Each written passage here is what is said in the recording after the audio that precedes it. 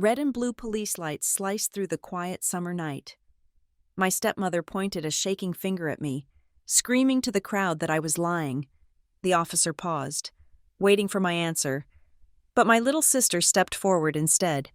She held up her phone and spoke a single sentence that shattered the room. If you have ever been left behind at a bus stop, you need to hear this story. My name is Lila Monroe Rowan, and standing there in the humid grip of an Ohio summer night, watching the blue and red strobe lights wash over the faces of people who shared my DNA, but not my life, I realized that family is not about blood. It is about who stays when the engine starts and who drives away. The gravel of the Maple Ridge Community Hall parking lot crunched violently under the tires of two police cruisers as they swung in from the main road. The dust kicked up by their arrival coated the back of my throat, tasting like dry earth and limestone. I did not cough. I did not flinch. I just stood there, leaning my hip against the cool metal of the black rental sedan I had picked up at the airport 3 hours ago. I was wearing a linen suit that cost more than my father's car. But right now, looking at the chaos unraveling 10 feet away, I felt exactly like the 18-year-old girl in a thrift store dress who had been erased from this family picture a decade ago. Tessa Rowan, the woman who had replaced my mother and then proceeded to replace me, launched herself toward the first squad car before the officer had even fully opened his door. "She is lying!" Tessa screamed. Her voice was a jagged thing, tearing through the heavy summer air. "She is lying! That girl is making it all up!" Tessa looked like a painting left out in the rain. The waterproof mascara she swore by had failed her, streaking down her cheeks in dark, frantic lines. She was clutching my father's arm with a grip so tight her knuckles were white, anchoring herself to him as if gravity had suddenly become unreliable. My father, Greg Rowan, stood there like a piece of driftwood caught in a current he was too weak to fight. He wore his best khakis and a blue button-down shirt that was straining at the buttons, looking everywhere but at me. "Officer, you have to arrest her!" Tessa shrieked, pointing a trembling finger in my direction. "She is blackmailing us. She is not family. She is just some grifter trying to steal money." A murmur rippled through the crowd of relatives gathered in a loose, terrified semicircle. These were people I had once spent Christmases with. Uncle Bob, wiping sweat from his forehead with a paper napkin. Cousin Sarah, holding a sleeping toddler, her eyes wide and hungry for the drama. I could hear their whispers, sharp and sibilant like insects in the grass. What is happening? Did she really threaten them? Is it about the scholarship fund Lila mentioned inside? I thought that was Bonnie Gray. Is that really Lila? It felt less like a family reunion and more like an outdoor tribunal. The humidity pressed down on us, heavy with the smell of cut grass and impending thunderstorms. Officer Miller, a man with a square jaw and the tired eyes of someone who had refereed too many domestic disputes in this small town, stepped between Tessa and me. He held up a hand, palm out, a universal gesture for silence that Tessa ignored until he spoke. "Ma'am, take a step back," Miller said, his voice level, practiced. "I need everyone to lower their voices. Now, we received a 911 call about a disturbance and an attempted extortion. Who placed the call?" "I did." Tessa's hand shot up. She took a shuddering breath, composing herself into the victim role she had perfected over 20 years. She smoothed her dress, though her hands were shaking. "I had to call. That woman, that stranger over there came into our private family gathering. She claims to be Greg's daughter, but she is an imposter. She threatened to ruin our reputation if we did not give her access to our bank accounts. She is dangerous, officer." My father flinched. It was a small movement, just a twitch of his shoulder, but I saw it. He looked at me then, for the first time all night. Greg Rowan actually looked at me. His eyes locked onto mine, and I saw the flicker of recognition. He knew the shape of my chin. He knew the color of my eyes because they were his mother's eyes. He knew exactly who I was. But I also saw the fear. He was terrified of the woman clinging to his arm, terrified of the scene, terrified of the truth that was standing 6 feet away in Italian leather heels. So he looked away. He shifted his weight. leaning into Tessa, choosing his side in the silence. Officer Miller turned to me. He looked me up and down, taking in the calm posture, the expensive car, the lack of hysteria. It did not match the profile of a desperate grifter. "And you are?" Miller asked, his pen hovering over his notebook. "Lila Monroe Rowan," I said. My voice was quiet, but it carried across the gravel lot. I did not yell. I did not need to. "I am the CEO of Waytrace Dynamics, based in Denver. I was invited here tonight." "Lies," Tessa spat, her voice cracking. "She is lying. She is mentally unstable. She ran away when she was 18 and we never heard from her again. Now she shows up with some made-up story about a business?" I kept my eyes on Officer Miller, but I spoke to her. "If you want to tell the police about the night I left, Tessa, let us tell it correctly. Let us tell them about the bus stop." The air left the parking lot. The murmurs from the relatives stopped instantly. The words, "bus stop," seemed to hang between us like a physical weight. I saw my father squeeze his eyes shut. A few of the older aunts exchanged horrified glances. Memories they had conveniently buried were suddenly clawing their way to the surface. They remembered the rumors. They remembered the girl who vanished. "I do not know what she is talking about," Tessa said, but her voice had lost its shrill edge. It was breathless now, frantic. "She is harassing us. I want her removed. I want a restraining order." "We can sort all of that out at the station if need be," Officer Miller said. Looking between us, he was sensing the complexity here. This was not a simple trespassing case. "But right now, I need to separate the parties. Sir, ma'am, you stay by your vehicle. Ms. Monroe Rowan, please step over here." I prepared to move. I had my lawyer on speed dial. I had the truth on my side. But before I could take a step, movement in the shadows behind my father caught my eye. Mia Rowan.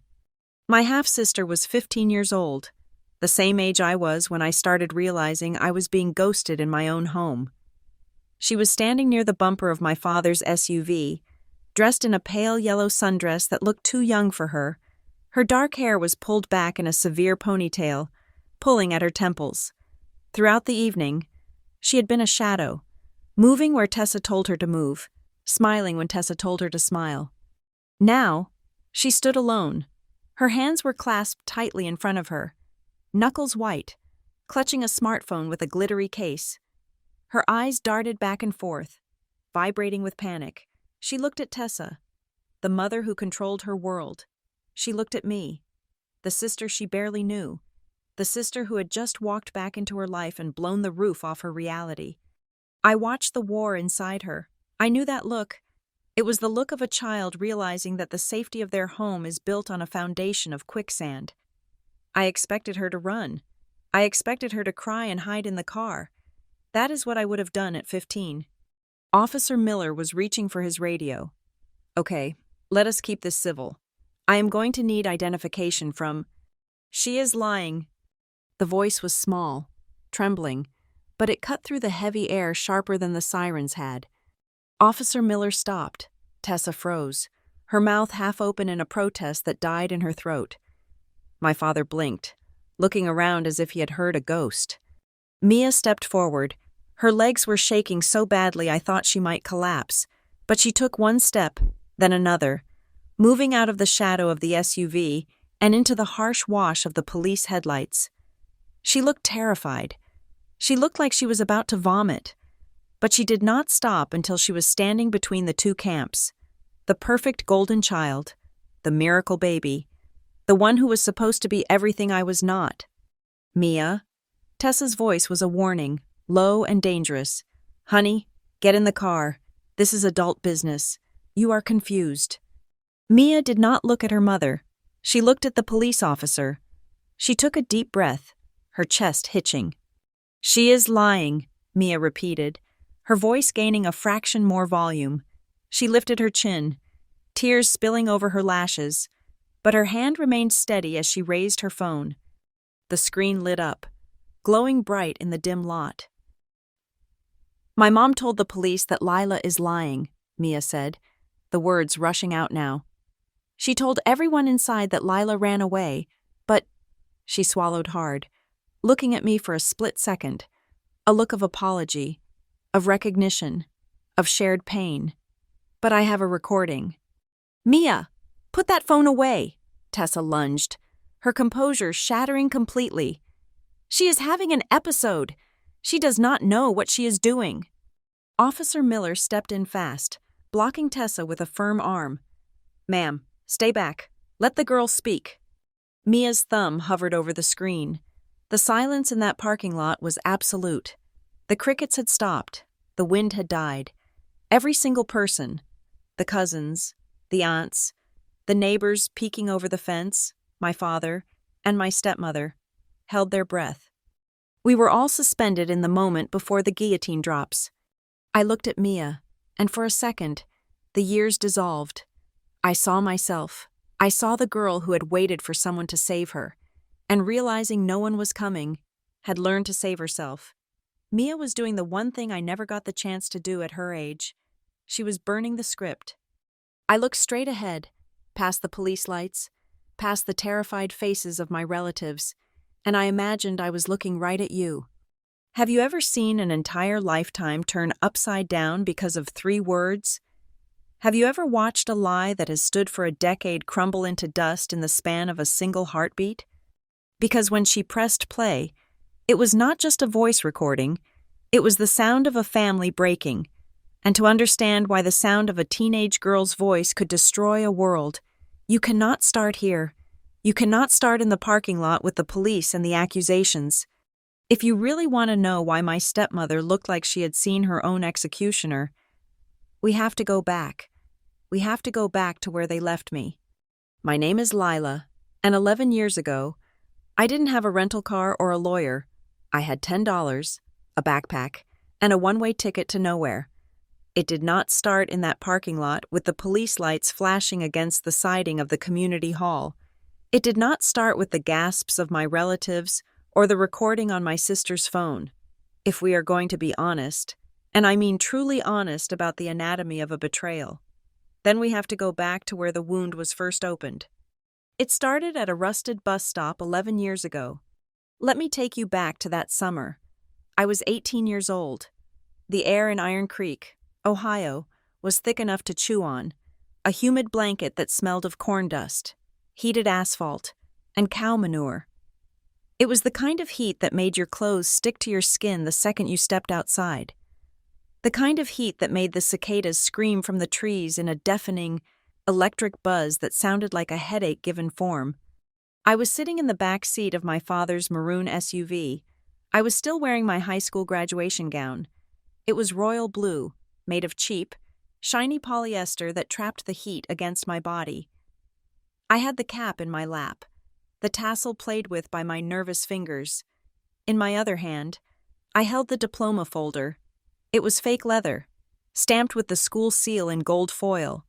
Inside was the piece of paper that said I had completed the requirements, that I was done, that I was ready for the world.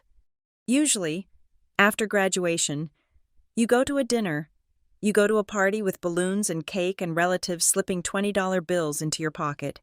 You take pictures with your friends, laughing with your arms around each other, promising to stay in touch before everyone drifts away. We did not do that. My father drove. Tessa sat in the passenger seat. I sat in the back, and next to me, strapped into her car seat, was 4-year-old Mia. The car ride was silent, but it was not a peaceful silence. It was the heavy, suffocating silence of a bomb that has been armed but has not yet detonated. My father stared straight ahead, his knuckles white on the steering wheel. He drove with a focus that suggested he was navigating a minefield, not the familiar county roads of his hometown. He did not look in the rearview mirror. He did not look at me. It was as if by not seeing me, he could pretend this was just a normal errands run, and not the systematic disposal of his firstborn child. Tessa, on the other hand, was humming. It was a soft, tuneless sound, a little melody she used to fill empty spaces. She adjusted the air conditioning vent, directing the cool air onto her face. She looked back at me once, her expression composed into a mask of polite, detached kindness. It was the smile you give a cashier at the grocery store when you are in a hurry. "It is for the best, Lila," she said, breaking the silence. Her voice was light, breezy. "You know that, right? It is time for you to learn how the real world works. You cannot stay in your room reading books forever. Birds have to fly the nest eventually." She reached into her purse, a knockoff designer bag that she kept pristine, and pulled out a crumpled bill. She reached over the center console, her arm extending back toward me. "Here," she said, "something to get you started. Consider it a graduation gift." I took it. It was a $10 bill. It was soft from use, folded down the middle. $10.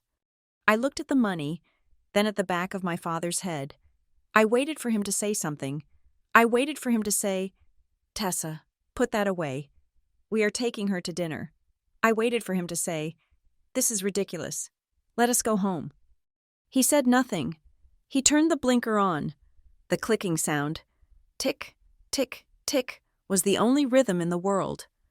"Greg thinks it is time you learned independence," Tessa added, speaking for him as she always did.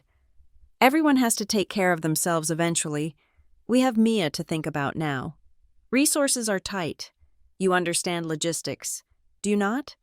You are the smart one. You do the math." I did understand logistics, even then. Before I knew the professional terms for supply chains and last-mile delivery, I understood the logistics of emotional capacity. I knew that in the warehouse of my father's heart, there was limited shelf space, and when Tessa moved in, and then when Mia arrived, my inventory slot had been cleared out to make room for new stock. The SUV slowed down. We were not at a bus station. Iron Creek did not have a bus station. We were at a pull-off on the side of County Road 9, next to an abandoned gas station that had been closed since the 90s. There was a metal pole with a faded sign that said Regional Transit, and a single wooden bench that was rotting at the edges. "Here we are," Tessa said, cheerful as a tour guide. I opened the door. The heat hit me instantly. A physical wall. I stepped out onto the gravel. My legs felt numb. I reached back in to grab my backpack, an old JanSport I had used since freshman year. It contained 3 t-shirts, 2 pairs of jeans, my underwear, a toothbrush, and a notebook. That was it. That was the sum total of my 18 years of life in the Rowan household. Mia looked up from her car seat. She was clutching a ragged teddy bear. Her big eyes, confused and innocent, locked onto mine. "Lila?" she asked. Her voice was small. "Where are you going? Are you not coming home?" My heart, which had been frozen in a block of ice for the last hour, cracked. I leaned in, just for a second. "I have to go on a trip, Mia," I whispered. "A big trip." "Lila is going on an adventure," Tessa cut in sharply. She turned around in her seat, her smile gone. "Say goodbye to your sister. Mia, she has to go now." "Bye, Lila," Mia said, waving the bear's paw at me. I backed away. I closed the door. The sound of the latch clicking shut was final. It sounded like a cell door closing. My father still had not looked at me, not once. He put the car in gear. The tires crunched over the gravel. Dust billowed up, coating my legs, coating my shiny blue graduation gown. I watched the taillights of the SUV. They were bright red eyes in the gathering dusk. I watched them get smaller and smaller. I watched them turn the corner past the old corn silos. And then they were gone. I was alone. The silence of the countryside descended. It was not quiet, though. The cicadas were screaming. A crow called out from the telephone wire above me. A semi-truck rumbled in the distance, miles away on the highway. I stood there for a long time, just breathing in the smell of hot tar and dust. I looked at the sign on the pole. Next bus, 10:45 p.m. I looked at my wrist. I did not have a watch. I pulled my phone out of my pocket. The screen was cracked in the corner. 14% battery. It was 7 o'clock in the evening. I had nearly 4 hours to wait. I sat down on the metal bench. It was still hot from the sun, burning through the thin fabric of my gown. I took off the cap and set it on the bench beside me. I looked at the diploma folder. I opened it and looked at my name. Lila Monroe. Not Rowan. I had never been a Rowan to them. Really. I opened my wallet. It was empty except for the $10 bill Tessa had given me. $10, 14% battery, a backpack, and a dream that everyone told me was stupid. I wanted to study logistics. I wanted to understand how things moved from point A to point B. I wanted to understand how to get fresh strawberries from Mexico to a supermarket in Ohio without them rotting. I wanted to understand systems, because the system I had grown up in was broken. My parents told me it was a waste of time. They said college was for people with money, or people with talent, and I had neither. They said I was a dreamer, and dreamers ended up working at the gas station. But sitting there, on that rotting bench, watching the sun begin to dip below the horizon, turning the sky a bruised purple, something hardened inside me. I looked at the empty road where my father's car had disappeared. "If no one gives me a ride," I whispered to the empty air, "I will draw the road myself." It sounded brave. It felt terrified. I want to pause here. I want to step out of the memory for a second and look you in the eye. Have you ever been left behind? I do not mean forgotten at the mall for 10 minutes. I mean left. Have you ever stood on a patch of gravel with everything you own on your back, watching the people who are supposed to love you drive away without looking back? Have you ever felt that specific kind of hollowness, where you realize that to the people who made you, you are just an error they finally corrected? If you have, I want you to know something. I want you to tell me where you are listening from. Tell me which city, which town, which bus stop you are standing at, because I need to know I am not the only one who is still standing there, waiting for a ride that is never coming back. You are not a ghost. You are real, and you are not alone. Back then, though, I felt like the only person on Earth. The sun went down. The heat did not break, but the sky changed. Dark clouds rolled in from the west, heavy and bruised. The wind picked up, whipping my graduation gown around my legs like a broken flag. Then the rain came. It did not start slow. It fell in a sheet, sudden and violent. There was no shelter at the bus stop, no roof, just the pole and the bench. I scrambled to pull my backpack onto my lap, hugging it to my chest to keep my clothes dry, but I was too slow with the diploma. I held the folder, trying to shield it, but the water soaked through the fake leather instantly. I opened it, watching in horror. The rain hit the paper. The ink, the cheap ink of a high school diploma, began to run. My name, Lila Monroe, started to bleed down the page. And then I remembered the letter. I frantically unzipped the front pocket of my backpack. I pulled out the folded piece of paper I had guarded like a treasure map. It was a photocopy of an acceptance letter from a community college in the next state over. They had offered me a partial scholarship. It was not enough to cover everything, but it was a start. It was my ticket out. The rain caught it. I tried to cover it with my hand, but my hands were wet. The water soaked into the cheap copy paper. The words, "Congratulations and scholarship," blurred into gray smudges. The address of the school dissolved. I sat there in the dark, the rain plastering my hair to my skull, my graduation gown heavy and sodden, watching my future melt in my hands. I was crying, but you could not tell. The rain washed the tears away as fast as they fell. I felt like trash. I felt like something someone had thrown out of a car window because they were finished with it. I sat there for hours. The battery on my phone died at 9:30. The screen went black, taking the time with it. I was untethered in the darkness. Then, out of the gloom, twin beams of light cut through the rain. The bus?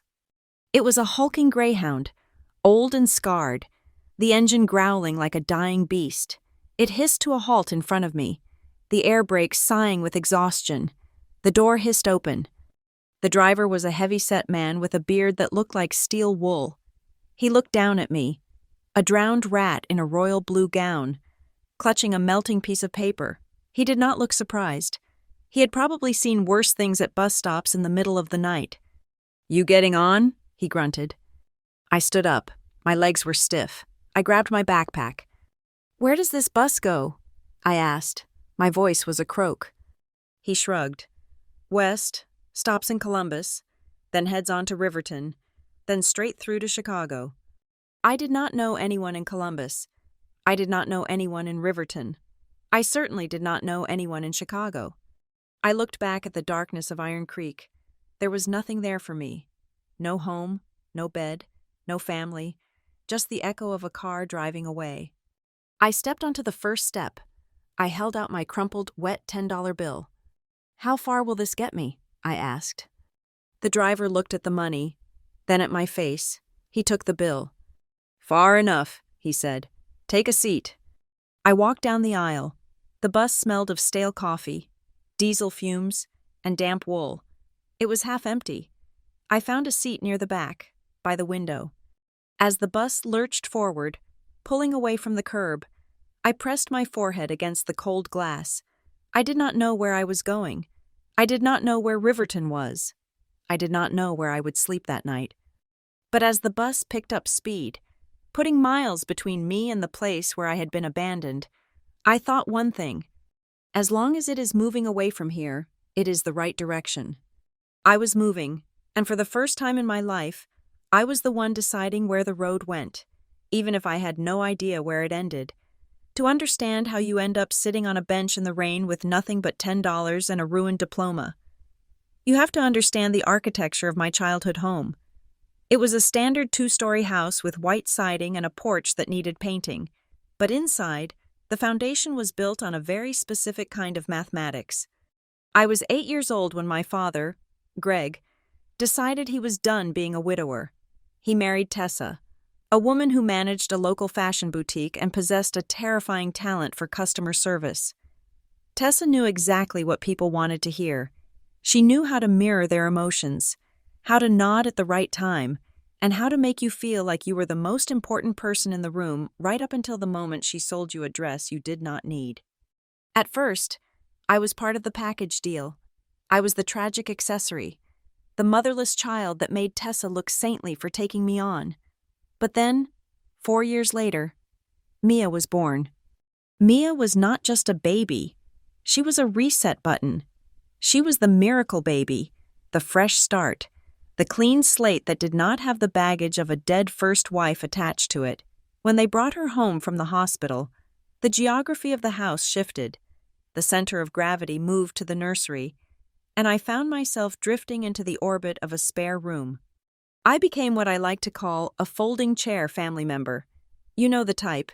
You bring them out when company comes over so the table looks full, but the rest of the time, you lean them against the wall in the garage and forget they exist.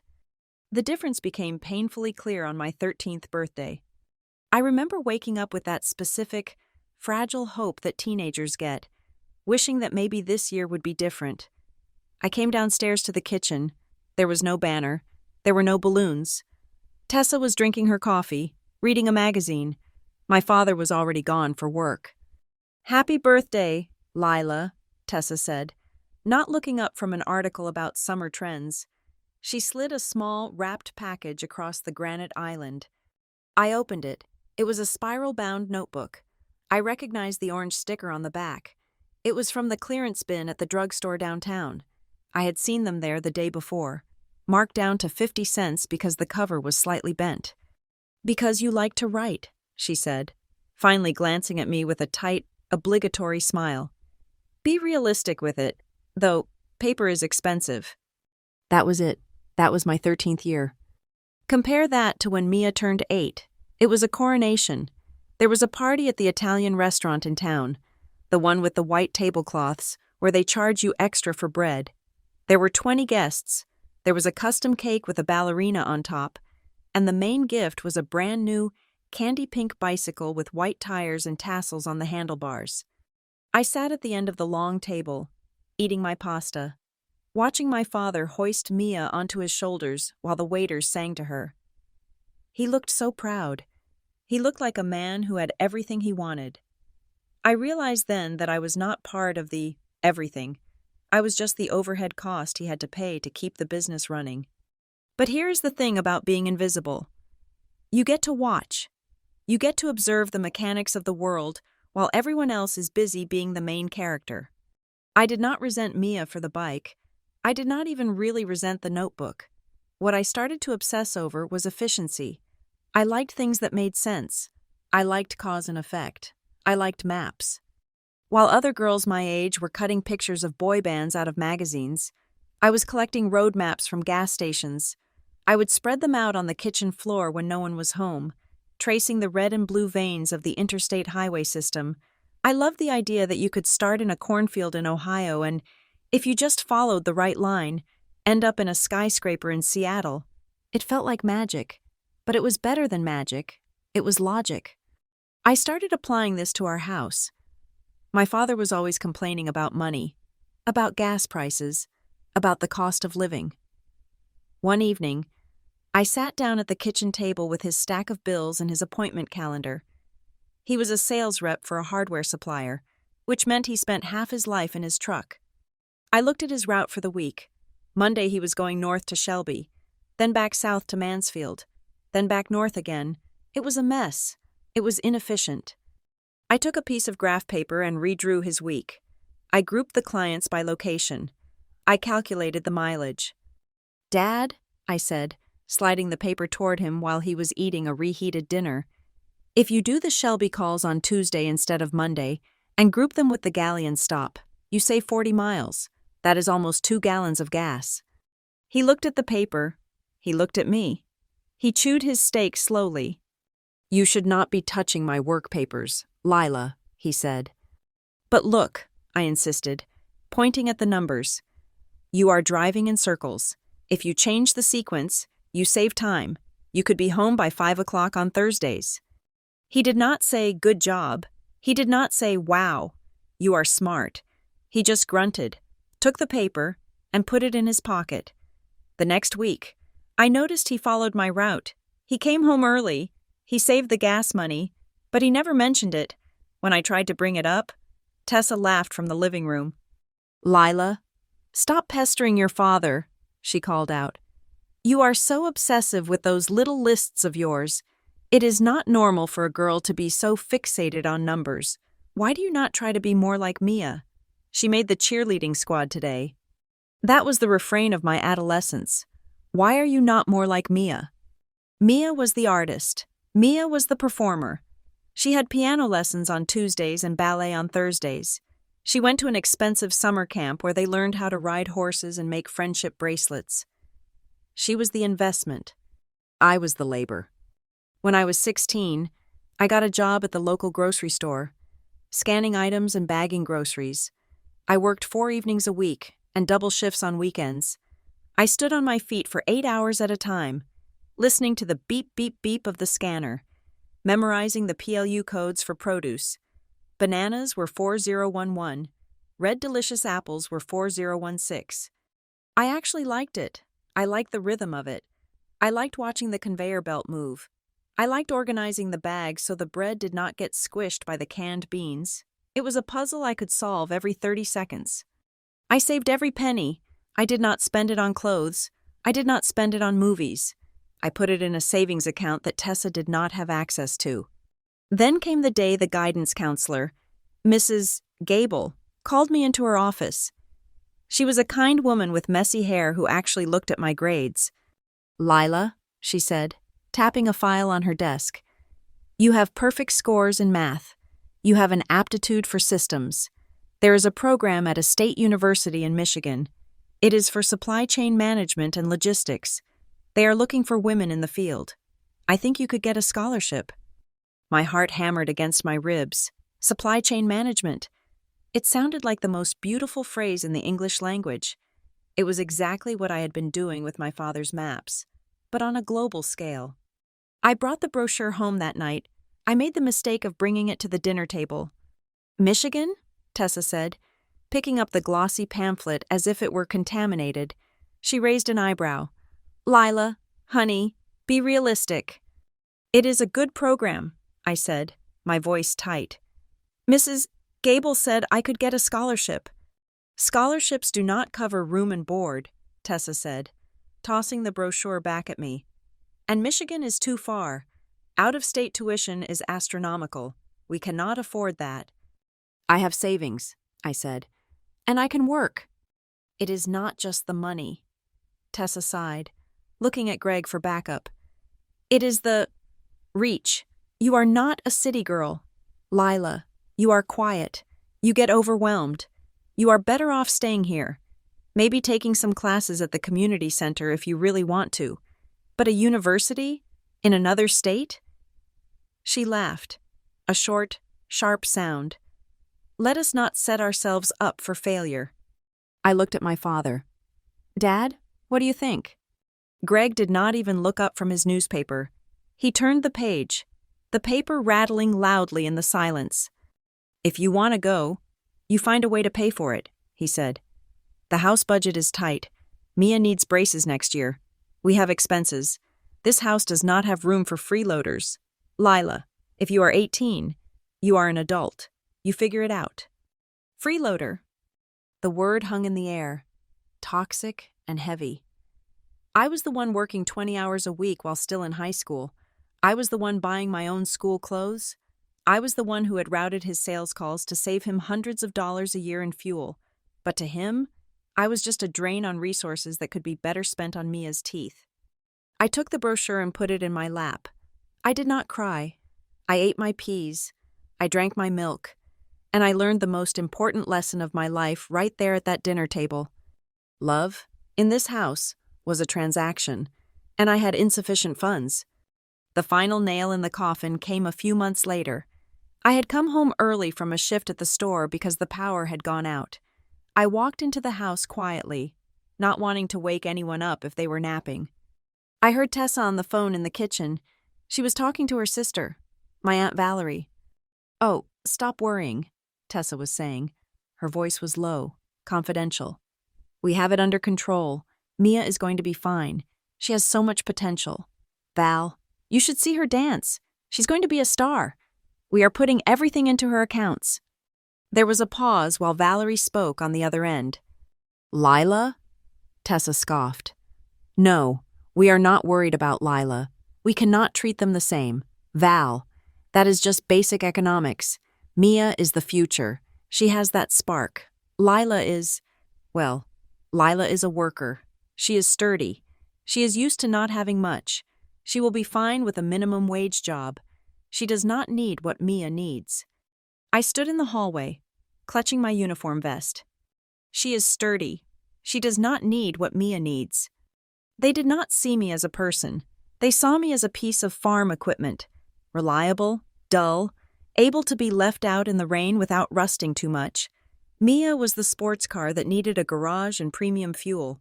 I was the tractor. That was the moment the last thread of attachment snapped. I did not storm into the kitchen.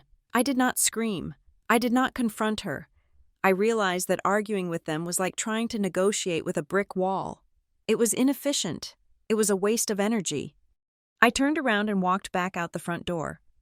I sat on the porch steps and waited for an hour so I could pretend I had just arrived home at my normal time. But from that day forward, I went underground. I stopped talking about college. I stopped showing them my grades. I stopped trying to optimize my father's routes. If he wanted to waste gas, let him waste gas. Instead, I started a double life. At school, during my lunch breaks, I sat in the computer lab. I did not look up boys. I did not play games. I watched videos on logistics. I read articles about shipping containers and freight forwarding. I learned how to use Excel properly, teaching myself pivot tables and VLOOKUP functions while eating my sandwich. I found the application for the scholarship Mrs. Gable had told me about. I filled it out in secret. I used the school's address for the return mail so Tessa would not see the acceptance letter if it came to the house. I shrank myself down in their presence. I became exactly what they wanted me to be. Quiet, dull, invisible. I let them think they had won. I let them think I had accepted my fate as a checkout girl in Iron Creek. I was planting seeds in the dark. They thought I was a weed they could ignore, but I was building a root system so deep and so strong that by the time they realized what I was doing, I would be strong enough to break the concrete. So when Tessa handed me that $10 bill at the bus stop and told me to be independent, she did not know that I had been practicing for independence since I was 8 years old. She thought she was throwing me to the wolves. She did not realize she was just finally opening the cage. The bus hissed to a halt in Riverton at 4 o'clock in the morning. I had never heard of Riverton before I stepped onto that pavement. It was not a destination people put on postcards. It was a mid-sized industrial city that smelled of diesel fumes, wet concrete, and cheap, burnt coffee. The streetlights buzzed with a dying yellow glow, illuminating warehouses and low-slung brick buildings that looked like they had been tired since the 1980s. I stepped off the bus, my backpack heavy on my shoulder. My graduation gown was balled up inside it, replaced by jeans and a t-shirt that felt damp against my skin. I had $10. Correction, I had $10 and a thirst that felt like I had swallowed a handful of sand. I walked into the bus station terminal. It was a grim place with flickering fluorescent lights and a floor that was sticky with mysterious substances. I went straight to a vending machine. I bought a bottle of water for $2. Then I bought a prepackaged turkey sandwich that looked like it had been there since the previous administration for $4. That left me with $4. I sat on a hard plastic chair and ate the sandwich. The bread was dry, tasting like sawdust, and the turkey was slimy, but I ate it like it was a 5-star meal. I drank the water in 3 gulps. Then, I walked out of the station and into the city. The sun was just starting to bleed gray light over the horizon, revealing a skyline of smokestacks and water towers. I needed a job. I did not need a career. I did not need a path to self-fulfillment. I needed cash, and I needed it before nightfall, or I would be sleeping on the street. I walked. I walked until my feet blistered in my cheap sneakers. I walked past shops with metal grates over the windows. I walked past a supermarket with a now hiring sign in the window. I went in. The manager, a man with a clipboard and no patience, asked for my address. I am currently in between housing, I said, trying to sound professional. Come back when you have an address, he said, not looking up. We need a permanent residence for tax forms. I walked to a gas station. The same story. No address, no job. I walked to a high-end bistro near the riverfront, thinking maybe they needed a hostess. I still looked decent enough. I walked in, and the hostess stand was manned by a girl my age who looked at my damp hair and my backpack with a mixture of pity and disgust. We are not hiring, she said before I even opened my mouth. Kitchen is full. Front of house is full. I walked out. It was noon. The sun was high and hot, baking the moisture out of the pavement and replacing it with a suffocating humidity. My stomach was growling again. I had $4. I could buy another sandwich, or I could save it. I saved it. By 2 o'clock, I was lightheaded. I found myself in a grittier part of town, near the on-ramps to the interstate. Truckers stopped here. It was noisy, dirty, and alive. That was when I saw it. Griddle and Go Diner. It was a chrome and neon box that looked like it had been dropped from space into a parking lot full of semi-trucks. The sign said, Open 24/7. There was a handwritten sign taped to the glass door. Dishwasher wanted. Apply within. I did not hesitate. I pushed the door open. The air inside hit me like a physical blow. A dense, hot wall of frying bacon, old grease, and brewing coffee. It was loud. Waitresses in pink uniforms were shouting orders to the line cooks. Dishes clattered. The jukebox was playing something country and sad. I walked up to the counter. An older woman was punching numbers into the register. She had hair dyed a fierce, unnatural red and eyes that looked like they could spot a counterfeit bill from across the room. Her name tag said Mrs. Alvarez. "Can I help you, hun?" she asked, not looking up. "I am here about the dishwasher job," I said. She looked up then. Her eyes scanned me. She saw the backpack. She saw the wet canvas shoes. She saw the slight tremor in my hands from low blood sugar. She did not look at me with pity.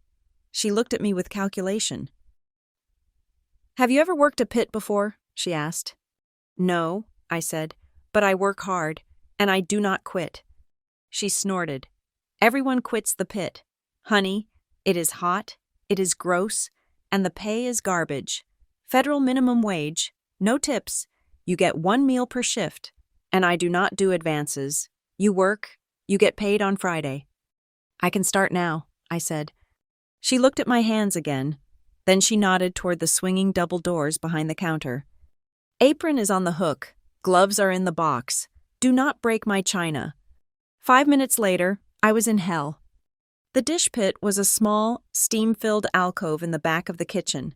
A conveyor belt brought endless gray tubs filled with dirty plates, half-eaten pancakes, syrupy napkins, and cigarette butts floating in coffee cups.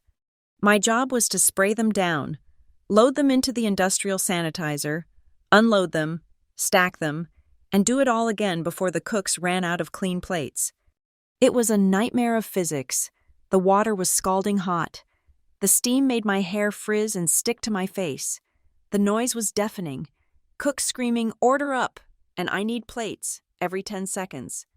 I slipped on the wet floor twice in the first hour. I burned my thumb on a hot skillet. My back began to ache with a sharp, throbbing pain that radiated down my legs. I was scrubbing a pot that looked like someone had burned cheese into it for a century when a shadow fell over me. I looked up. A giant of a man was standing at the service window. He wore a delivery uniform with the logo of a logistics company on the pocket. He was holding a stack of empty crates. "You are doing it wrong," he said. I wiped sweat from my forehead with the back of my arm. "Excuse me?" "The tray," he said, pointing a gloved hand at the rack of glasses I was trying to lift. "You are lifting with your wrists. You have the weight distribution all off. You are going to blow out a tendon or break your back before you turn 20. I glared at him. "I am busy." "I am Landon," he said, ignoring my hostility. "Landon Pike. I drive the route for the bakery supplier. Look." He set his crates down and walked into the pit. The other cooks ignored him. He was clearly a regular fixture. "Put the heavy mugs in the center," he said, rearranging the rack I had just loaded. "Put the lighter juice glasses on the perimeter. It balances the center of gravity. When you lift, keep your elbows locked to your ribs. Pivot with your hips, not your spine." He demonstrated the motion. It looked robotic, but when I tried it, the heavy rack felt 5 pounds lighter. "Fulcrum points," Landon said, tapping his temple. "It is all just physics. Kid, work smart, or you will not work long." He grabbed a fresh tray of donuts from the counter, winked at Mrs. Alvarez, and walked out the back door to his truck. I stood there, staring at the rack of glasses. Center of gravity, fulcrum points. I reorganized the next tray. Heavy plates in the middle, saucers on the outside. I lifted. It was easier. I spent the next 6 hours washing dishes, but I was also running a geometry problem in my head. I started stacking the plates differently as they came off the belt. I organized the silverware soak bin so I could grab a handful of forks without tangling them with the spoons. I created a rhythm. Spray, scrub, rack, slide, spray, scrub, rack, slide.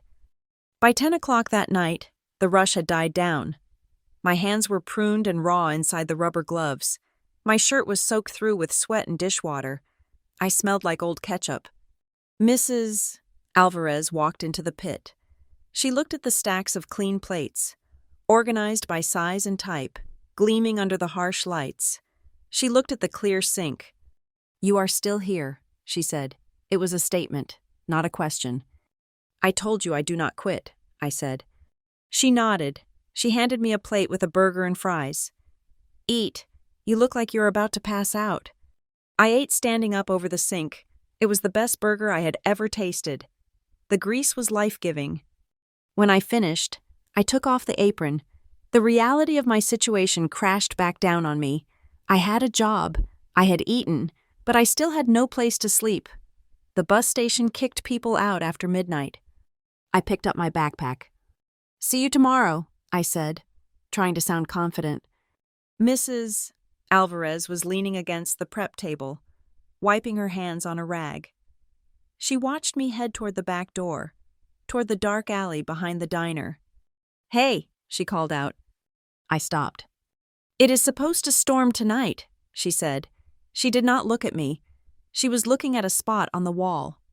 "And the shelters are full. I called earlier for someone else." She sighed, then pointed a thumb toward a narrow door next to the walk-in freezer. That is the dry storage room, she said. We keep the flour, the canned tomatoes, and the extra napkins in there. There is an old cot in the corner from when my husband used to pull double shifts. Oh. My heart stopped, then hammered against my ribs. If you are quiet, she said, her voice dropping lower, and if you keep the door locked from the inside, and if you are up and the cot is folded away before the health inspector or the morning crew comes in at 5, I might not notice if someone slept there. I looked at her. Her face was hard, unsmiling. She was not offering charity. She was offering a transaction. Silence for shelter. Thank you, I whispered. Do not make me regret it, she said. And wash your socks. They smell like river water. She turned off the main lights and walked out the front, locking the door behind her. I went into the storage room. It was small, windowless, and freezing cold. The air conditioner for the building vented right above the shelves. It smelled of metallic tin cans, acidic tomato paste, and dust. I found the cot. It was narrow, with a thin mattress that smelled of mildew. I did not care. To me, it looked like a 4-poster bed at the Ritz. I set my backpack down. I took off my wet shoes. I wrapped myself in a spare apron I found on a shelf because I did not have a blanket. I was alone. I was in a strange city. I was sleeping in a pantry. But I was not afraid. I reached into my bag and pulled out the notebook, the 50-cent one Tessa had given me. I clicked my pen. I did not write a diary entry. I did not write about how sad I was. I wrote, Shift analysis. Tuesday. Problem. Water temperature drops during peak rush. 7 p.m. to 8 p.m. Slows down sanitization cycle. Solution. Pre-soak silverware in hot water bin before rush starts. Observation. Delivery trucks arrive at back dock between 4 a.m. and 5 a.m. Creates bottleneck in hallway. I wrote down what Landon had said. Center of gravity. Fulcrum points. I looked at the cans of tomatoes stacked on the shelves. They were organized by expiration date. First in, first out. Logic, order. I lay back on the cot, listening to the hum of the refrigerator compressors through the wall. I thought about the map I was drawing for myself. It was not a map of roads yet. It was a map of survival. If I can understand how things move, I whispered to the stacks of flour sacks. If I can see the pattern, I will never be left standing still again. I closed my eyes. For the first time since I saw my father's taillights fade into the distance, I slept without dreaming of the bus stop. I dreamed of conveyor belts, moving perfectly, never stopping, never leaving anything behind. 1 month into my tenure as the resident ghost of the Griddle and Go diner, Landon Pike leaned against the doorframe of the dish pit. He was holding a mug of black coffee that looked like a thimble in his massive hand. You have a brain that is too expensive for this sink, kid, he said. He did not say it like a compliment.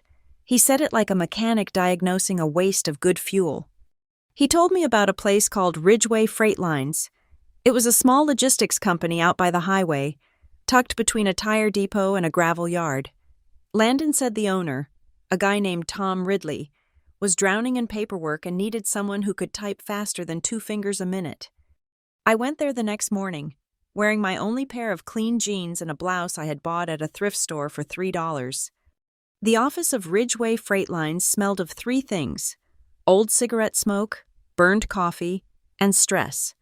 The walls were covered in laminated maps of the tri-state area, some of them peeling at the corners, marked up with dry erase markers in red and blue. It looked like a war room for a battle nobody was winning. Tom Ridley sat behind a desk that was invisible beneath a mountain of manifests and bills of lading. He was a middle-aged man with graying hair, deep bags under his eyes, and the permanent frown of someone who spends his life waiting for a phone call about a breakdown. He looked at my resume. It took him about 3 seconds because there was nothing on it except high school and a month of dishwashing.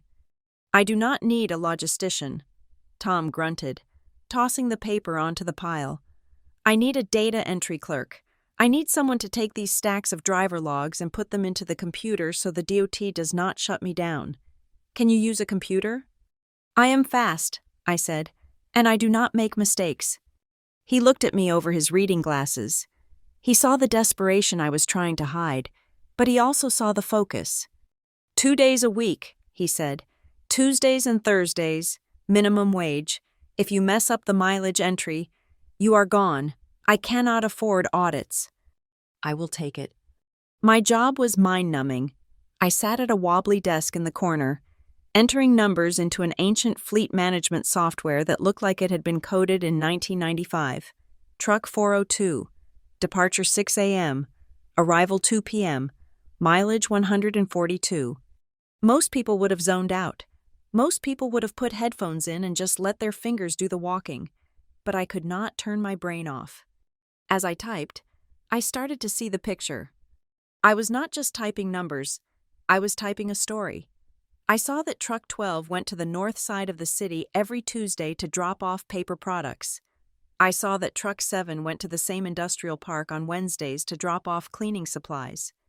I pulled up a map on the computer. I looked at the addresses. Why were we sending 2 different trucks to the same zip code, 24 hours apart? I started a new spreadsheet. I did not ask for permission. I just opened a blank Excel sheet and started plugging in the routes. I color-coded the zones. North Riverton was blue. South Riverton was green. The interstate corridors were red. I found it on my second Thursday.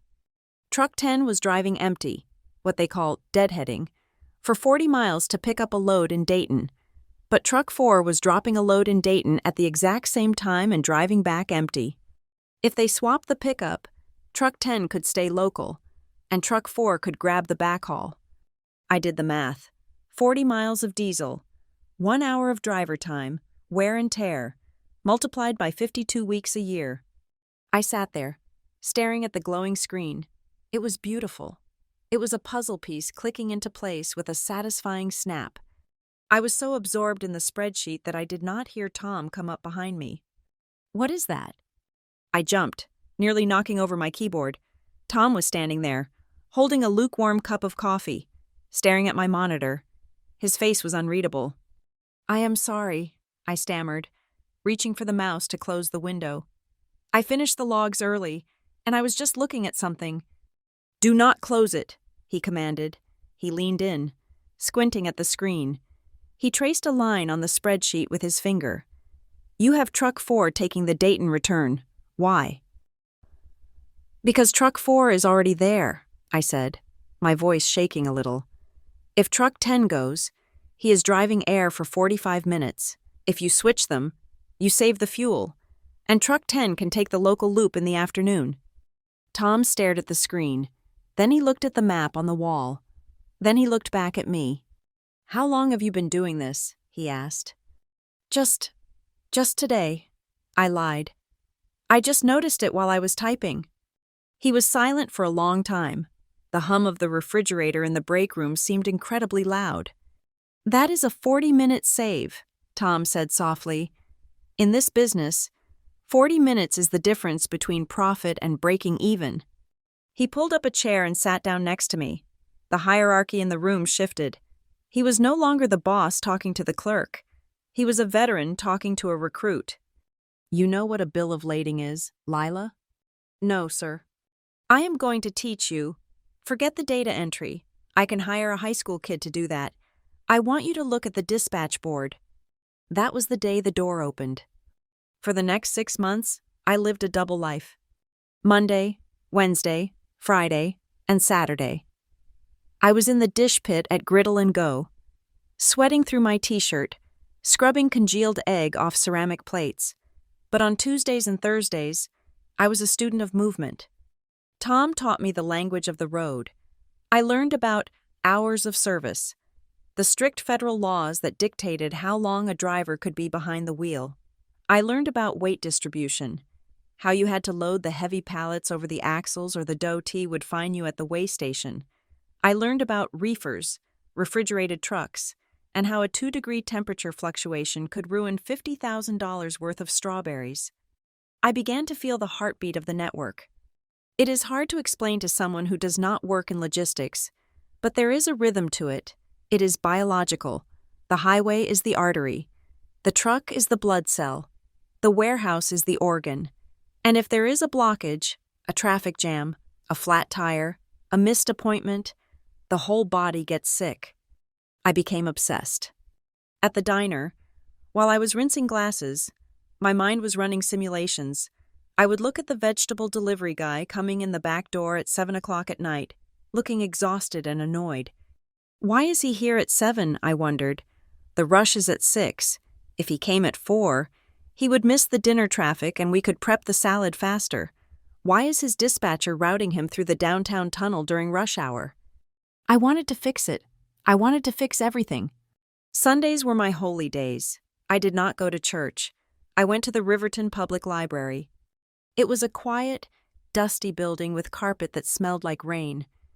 I would find a corner table in the back, near the history section, and open my laptop, a clunky refurbished brick I had bought from a pawn shop with 3 months of dishwashing wages. The Wi-Fi at the library was terrible. It dropped every 20 minutes, but I had patience. I watched videos on supply chain theory. I learned vocabulary that felt like secret codes. Last mile delivery, just-in-time inventory, intermodal transport, route optimization algorithms. I started building my own sandbox. I created a massive Excel file.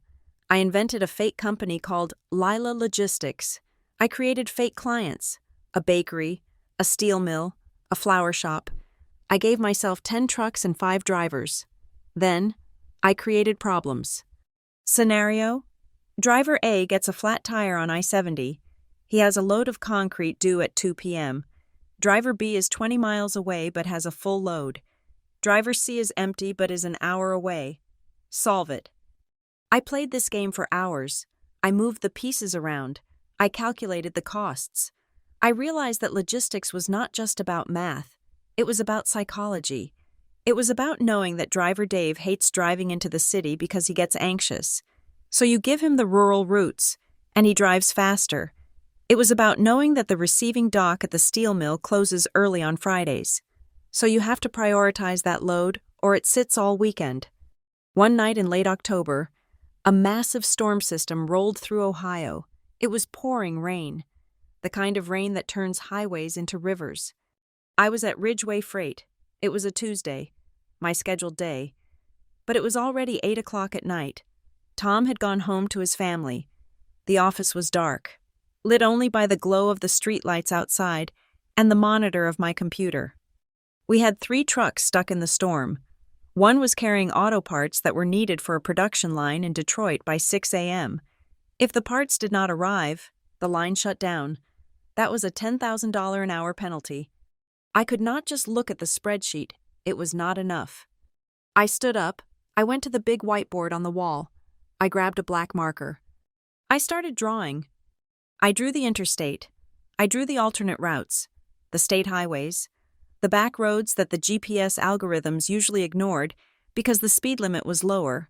But in a storm, the interstates flood. The high ground is slower, but it moves. I uncapped the red marker. I drew the position of our truck. I drew the blockage. I stood back, chewing on the end of the marker cap. My hair was messy, tied up in a knot. I had ink on my fingers. If I route him north to Route 12, he adds 30 miles. I thought, but Route 12 is elevated, no flooding. He can maintain 45 miles per hour. If he stays on the interstate, he is parked. I called the driver. Jim, it is Lila, I said into the phone. Listen to me. Get off at exit 104. Take Route 12 north. Do not argue with the GPS. Trust me. I stayed there until 2 in the morning. I watched the GPS dot on my screen crawl along the blue line of Route 12 while the red line of the interstate stayed frozen. At 2:15, the dot crossed the state line. He was clear. He was going to make it. I slumped back in my chair, exhausted but buzzing with adrenaline. The office was silent, save for the rain hammering against the glass. The front door chimed. I spun around. Tom Ridley was standing there. He was wearing a raincoat over his pajamas. He looked panicked. I saw the weather report, he said, shaking his umbrella out. I thought the Detroit load was dead. I came in to start the insurance paperwork. He stopped. He looked at the whiteboard. He saw the map. He saw the complex web of black and red lines, the calculations scrawled in the margins, the timestamps, the alternate routes. It looked like the mind of a madman or a genius. He looked at the computer screen, where the delivered notification had just popped up. He looked at me. I was sitting there in my thrift store clothes, smelling like old coffee, with ink on my cheek. "You routed him through the highlands," Tom said. It was a whisper. "The interstate is flooded at mile marker 80, I said, my voice raspy from disuse. "The algorithm wanted him to wait. I told him to move." Tom walked over to the whiteboard. He traced the line I had drawn. He stood there for a long time. "Lila," he said, without turning around, "how much are they paying you at that diner?" $7.25 an hour, I said. He turned around. His eyes were serious. "Quit," he said. "Quit tomorrow. I want you here full time. I will put you on salary. You are not a clerk anymore. You are a dispatcher." I looked at him. I felt tears prick the corners of my eyes, but I blinked them back. "I do not have a degree," I said. "My parents said—" "I do not care what your parents said." Tom cut me off. "And I do not care about a piece of paper. I care that you just saved a contract that pays my mortgage. You have the instinct. Lila, you see the road before the truck gets there." He walked to his office door, then paused. "This is not a job for you, kid," he said. "This is a career, if you want it." I looked back at the whiteboard. The lines looked like veins. They looked like life. I thought about the bus stop. I thought about sitting on that bench, staring at the empty road, feeling like the smallest, most insignificant thing in the universe. I touched the cool surface of the whiteboard. "I want it," I whispered. Tom nodded and went into his office to make coffee. I stayed in the main room. I looked at the map of the United States on the wall. I traced a line from Ohio to Colorado, then to California. "One day," I said to the empty room, my voice steady and hard, "I am going to be the one drawing the map. I am never going to be the one left waiting by the side of the road again." That night, sleeping on my cot in the dry storage room, I did not feel cold.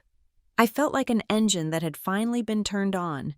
For the next 3 years, my life was a series of overlapping loops. I worked the dispatch desk at Ridgeway Freight Lines during the day, tracking 18-wheelers as they crossed the Midwest. At night, I picked up shifts at the diner or did freelance data entry to pay rent on a studio apartment that was essentially a closet with a window. I was surviving. I was stable. For the first time in my life, I wasn't afraid of the ground falling out from under me, but I was also static.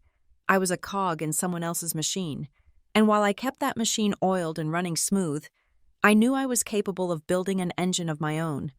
It was Tom Ridley who pushed me off the ledge. One rainy Tuesday in November, he called me into his office. He didn't look up from his coffee mug as he slid a piece of paper across his desk. It was a printout of a webpage for the Northbridge Academy of Logistics and Operations. It was an online certification program, highly technical, designed for supply chain managers who wanted to move from the warehouse floor to the boardroom.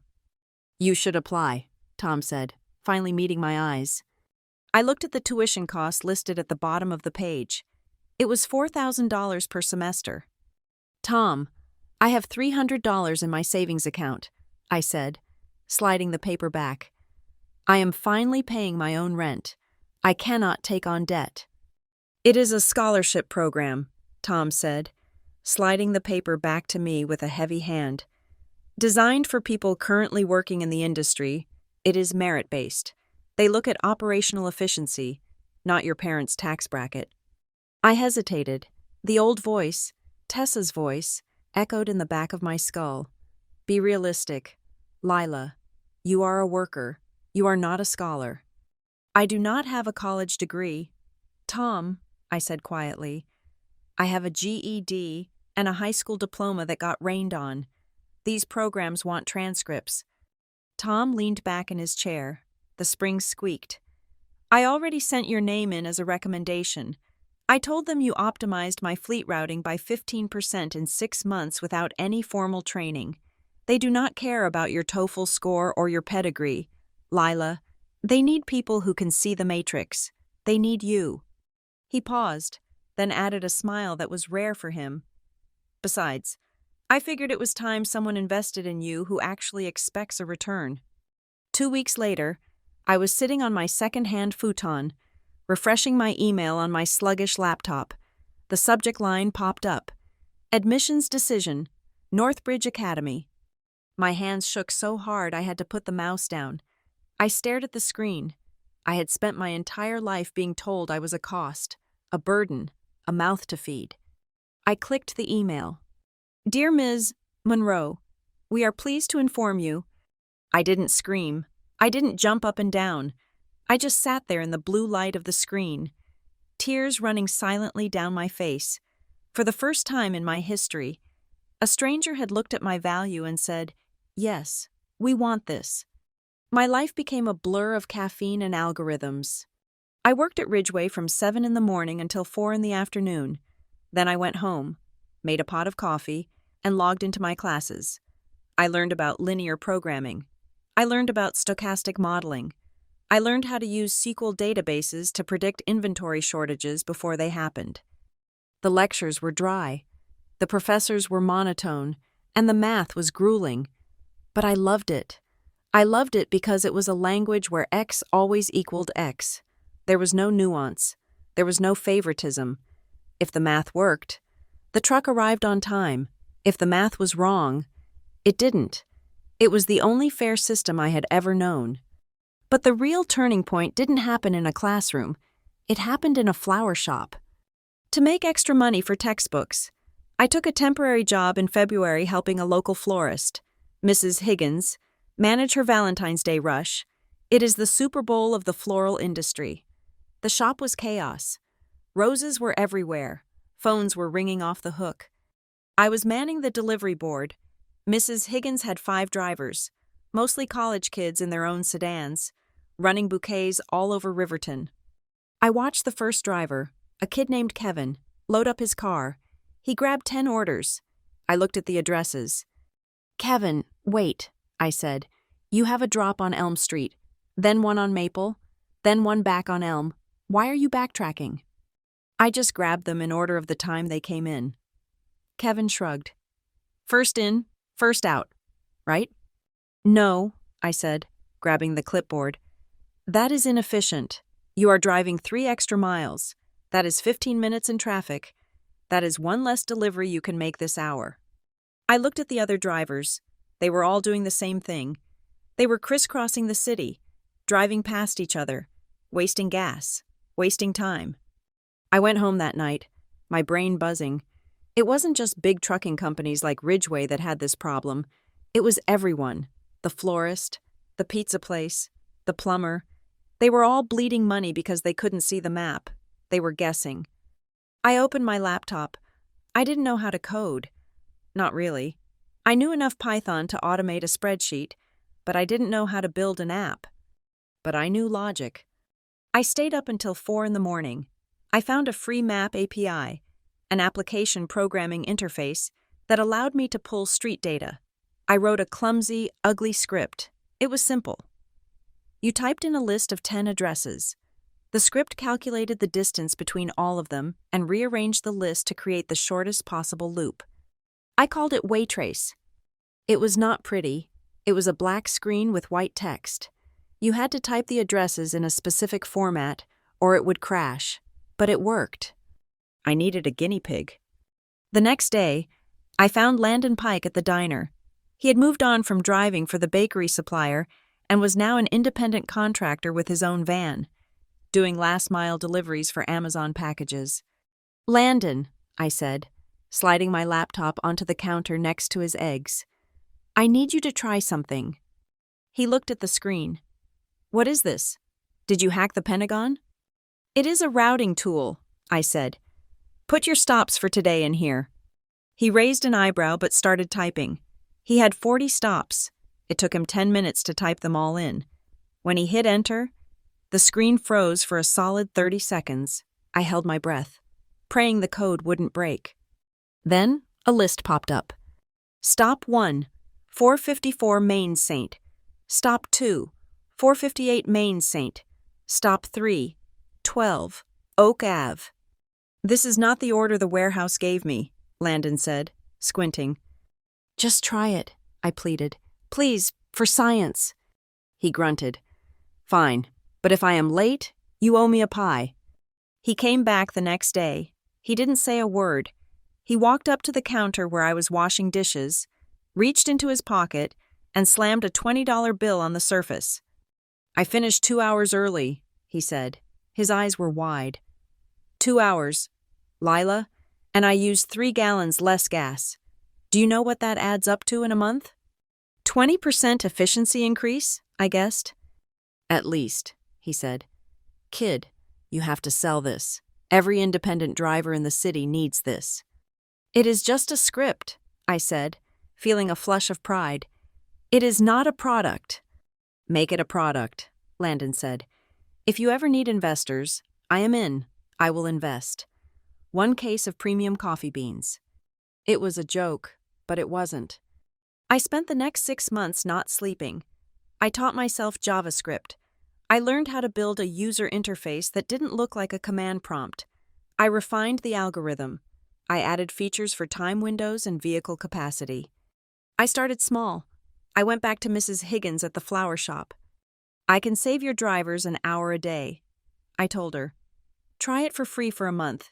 If you like it, you pay me $50 a month. She tried it. A week later, she wrote me a check for 6 months in advance. Then I went to the local bakery, then the pool cleaning service, then the organic farm that delivered vegetable boxes.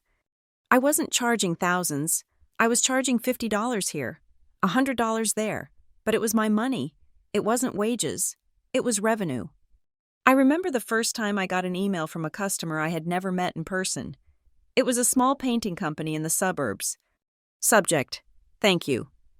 Message: Dear support. It was just me, but I called myself support. We used Waytrace yesterday for our 3 vans.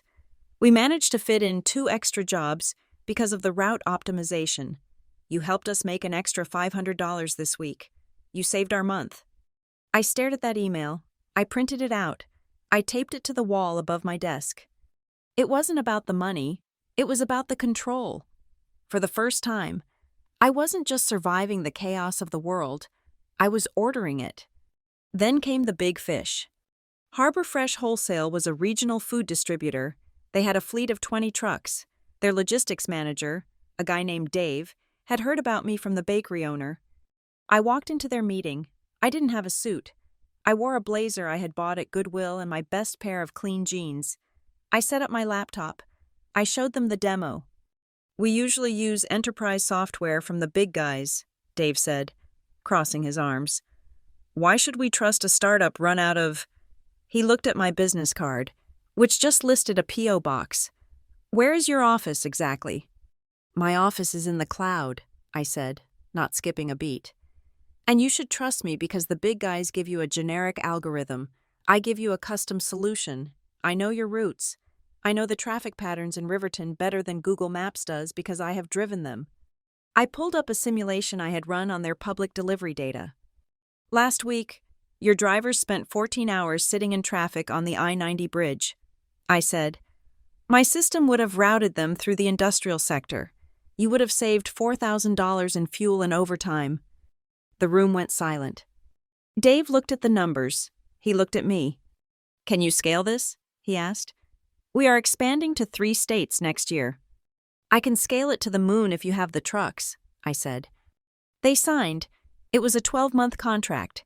The value was more money than I had made in the last 5 years combined. That night, I sat in my apartment. It was quiet. The fan on my laptop was humming, the sound of my engine running. I printed out the signature page of the Harbor Fresh contract. I walked over to the wall above my desk. I had started a collection there. In the center was a blurry, grainy photo I had found online of the bus stop on County Road 9 in Iron Creek. Next to it was the email from the painting company. I took a piece of tape and stuck the contract to the wall. Then, I opened a small wooden box on my desk. Inside was a plastic sandwich bag, and inside the bag was a $10 bill. It was wrinkled. It was soft as cloth. It was the bill Tessa had handed me through the window of the SUV 11 years ago. I had never spent it. There were times when I was hungry, times when I had $4 to my name, but I never touched that $10. It was a talisman. It was a reminder of exactly what I was worth to them. I took the bill out of the bag. I taped it right in the middle of the collage, between the bus stop and the contract worth 6 figures. I looked at it. Seed Capital, I whispered to the empty room. I laughed, but it was a dry sound. Thanks, Dad. Thanks, Tessa. You were the only investors I ever needed. I touched the bill. It felt like paper, but it looked like fuel. I wasn't just a girl who had been left behind anymore. I was a CEO. I was a founder. And I had just built a highway out of the rocks they threw at me. But as I looked at that $10 bill, I knew the journey wasn't over. The map was getting bigger, and sooner or later, the road was going to lead back to where it started, because in logistics, you cannot close a loop until you return to the origin point. By the time I turned 28, the view from my window had changed dramatically. It was no longer a rain-slicked highway or a grease-stained diner parking lot. It was the skyline of Denver, Colorado, framed by the jagged, snow-capped teeth of the Rocky Mountains. My company, which had started as a clumsy script on a refurbished laptop, had evolved into Waytrace Dynamics. We were no longer just a routing tool for local florists. We were a logistics intelligence platform operating across 8 states. We managed the supply chains for 300 small businesses, 2 regional grocery chains, and perhaps most importantly to me, the rapid response fleets for disaster relief organizations. When a tornado tore through Kansas or a wildfire swept through the foothills, my software was the invisible hand guiding water, blankets, and medical supplies to the people who had lost everything, ensuring that help arrived not just eventually, but immediately. Our headquarters was located in the Rhino District, in a renovated industrial warehouse that used to store canned goods. It was a space of exposed brick, steel beams, and floor-to-ceiling glass. It was beautiful, but I chose it for a specific reason. I wanted to remember the warehouses. I wanted to remember the dry storage rooms. I wanted to remember where the work actually happened. Standing on the mezzanine level, looking down at the open-plan office, I saw 40 employees. They were engineers, data scientists, account managers, and customer support specialists. There was no shouting. There was no clattering of dishes. There was just the soft, rhythmic hum of keyboards, a digital percussion that sounded like progress. They looked up to me. They called me Lila, or Ms. Rowan. They saw a CEO. They saw a woman who wore tailored blazers and spoke at tech conferences about last-mile resilience. They did not see the girl in the wet graduation gown, but I still felt her. She was always there, standing just behind my left shoulder, checking the exits, counting the exits, making sure we had enough fuel to run if the floor dropped out. That duality, the CEO and the runaway, came crashing together on a Tuesday morning in October when a copy of Colorado Business Weekly landed on my desk. My VP of Marketing, a bright and energetic woman named Sarah, dropped it there with a beaming smile. "Look at the cover, boss," she said. "We are going to get so many inbound leads from this." I looked down. There was a photo of me, taken a few weeks prior. I was standing in front of one of our server racks, arms crossed, looking serious and capable. But it was the headline that made my stomach drop. From bus stop to CEO, the woman behind Waytrace. I reached out and touched the glossy paper. The journalist had done his research. I had given him the interview. Of course, I had approved the angle. It was a good rags to riches story, the kind investors loved because it showed grit. But seeing it in print felt different. It felt like someone had broken into my diary and plastered the pages on a billboard. The article talked about my humble beginnings in Ohio. It mentioned that I had left home with limited resources. It quoted me saying, "I learned logistics because I had to navigate my own survival." It was the truth, but it was a curated truth.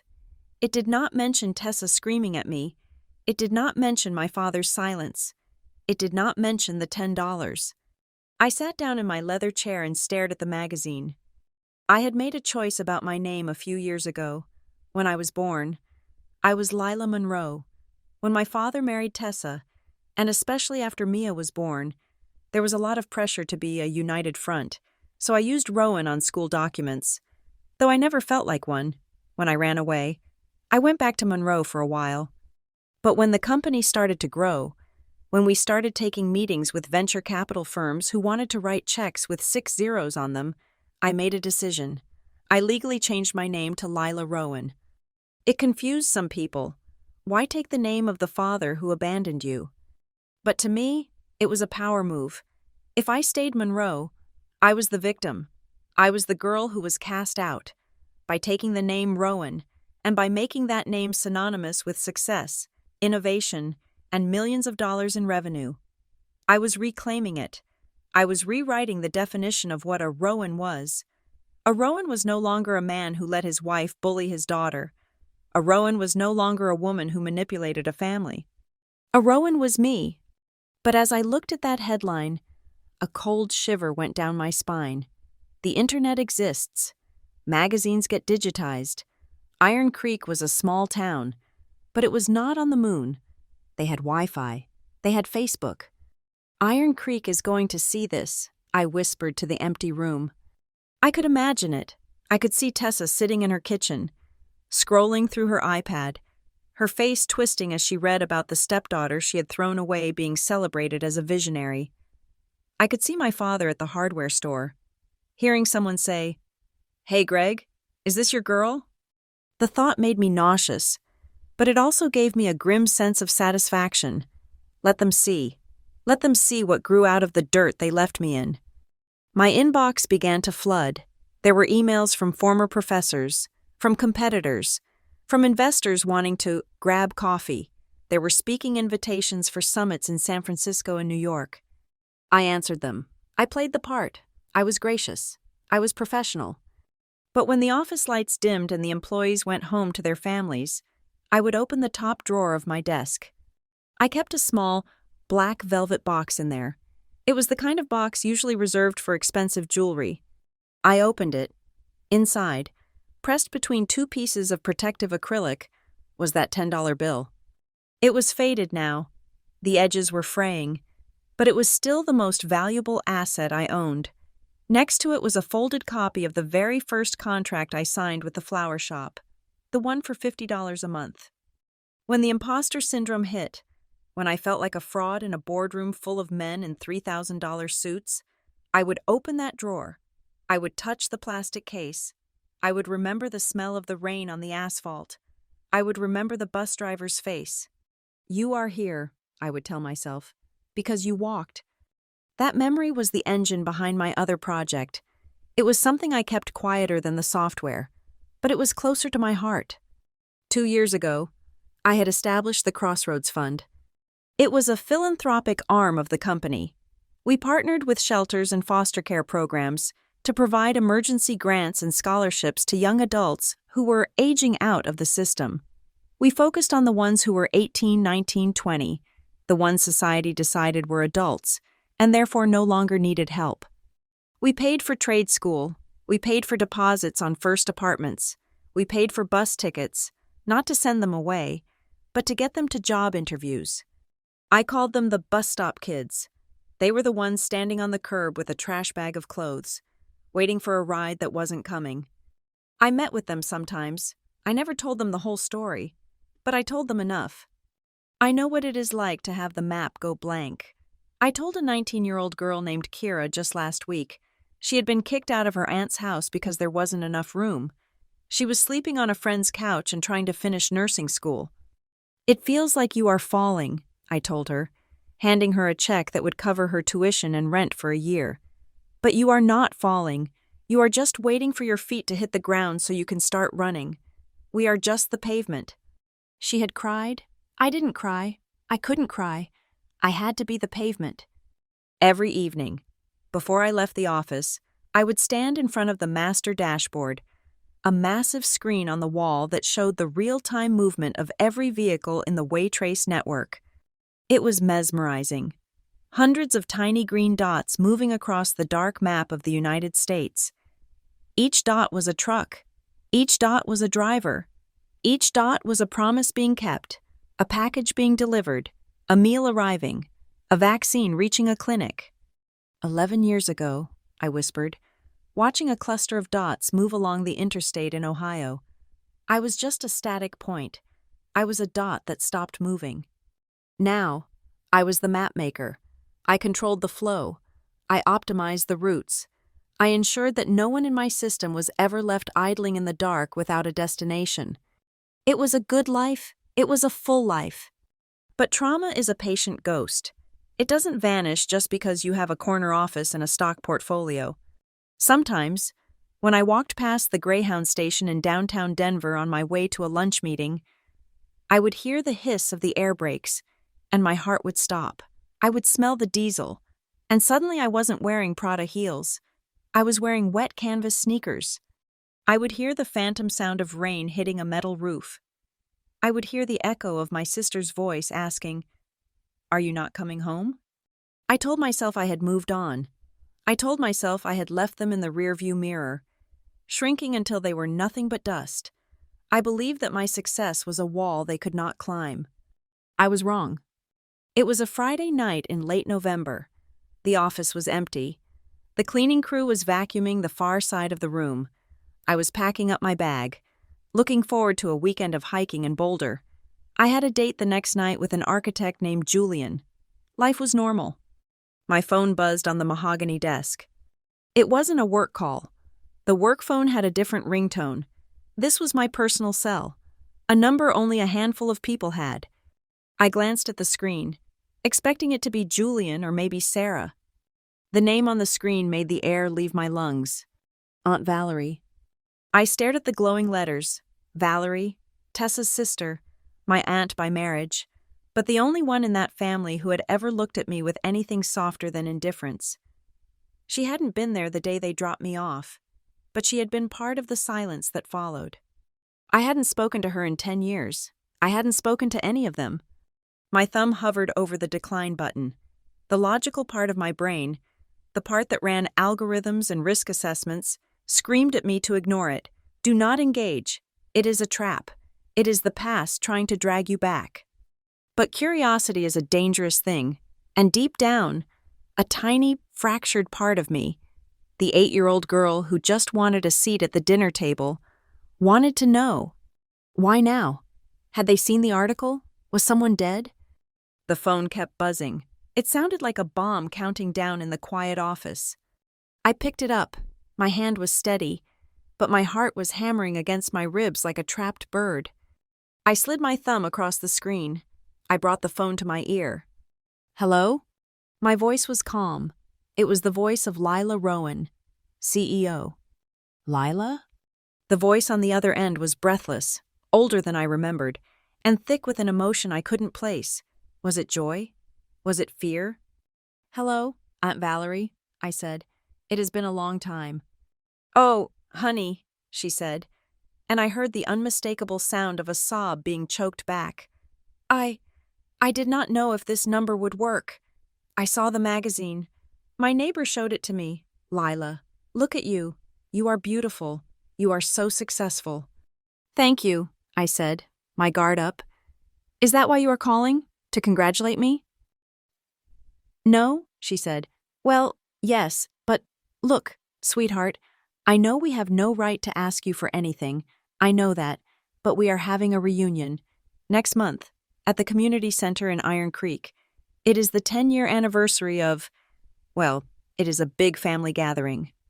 "I am not interested," I said, reaching to end the call. "Wait," she cried out.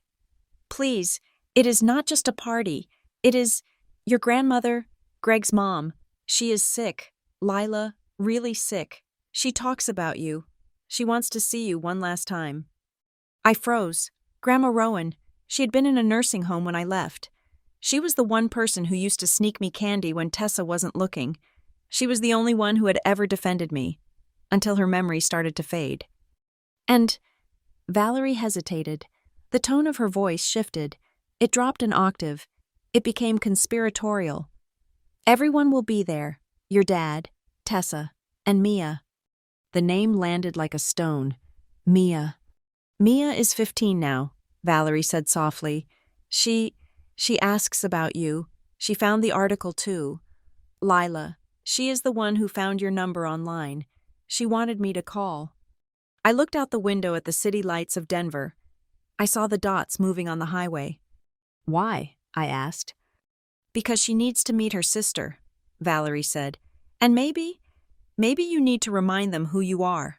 Not the girl they left, but the woman you became. I closed my eyes. I knew, with the instinct of a logistician, that this was a turning point. I could stay here, safe in my glass tower, and let the past rot. Or I could go back. I could go back to the origin point. But then my mind flashed to something else. A notification I had received from my legal team earlier that week. A flag on my credit report. Someone had been trying to access my old accounts. Someone had been using my social security number to apply for loans in Ohio. I had assumed it was identity theft, a stranger. But now, hearing Valerie's voice, hearing the desperation mixed with the invitation, the pieces started to rearrange themselves on the map. They didn't just want to see me, they wanted something from me. Send me the details, I said, my voice cold as ice. You will come? Valerie asked, hope surging in her voice. I will think about it, I said. I hung up. I stood there in the silence, looking at the reflection of my face in the dark glass. I wasn't going back for a reunion. I wasn't going back for a slice of cake. I opened the drawer. I touched the $10 bill one last time. If I go back, I whispered, I am not taking the bus. I was going to drive, and I was going to drive a tank right through the middle of their comfortable little lie. The message from Aunt Valerie glowed on my phone screen like a neon warning sign in a dark alley. Sweetheart, it began. The word was a hook, baited with a decade of silence. We are having the 10-year reunion at the Iron Creek Community Hall next month. Your father will be there. Tessa, Mia, even Grandma is coming. Though she is very weak now, it would make her so happy to see you one last time. Everyone misses you. My thumb hovered over the delete button. It was a reflex. My survival instinct told me to erase it, to block the number, to keep my firewall intact. I did not need them. I had built a fortress in Denver, and the drawbridge was up. But then I saw the name, Mia. The last time I saw her, she was 4 years old, clutching a teddy bear and watching me disappear through the rear window of an SUV. Now, she would be 15. She was the same age I was when I started realizing I was being erased. The thought of her stuck in my throat like a splinter. I was about to put the phone down when my laptop pinged. It was an urgent email from the legal department at Waytrace. The subject line was read, Identity Theft Alert. Immediate action required. I opened it, expecting a data breach or a phishing attempt on the company. Instead, I found a personal nightmare. My head of legal, a sharp woman named Karen, had flagged a series of credit inquiries linked to my social security number. There were 3 attempted personal loans in the last 6 months. There was a second mortgage application on a property in Iron Creek. All of them had been flagged as suspicious because the income stated on the applications did not match my actual tax returns, and the signature was a shaky forgery.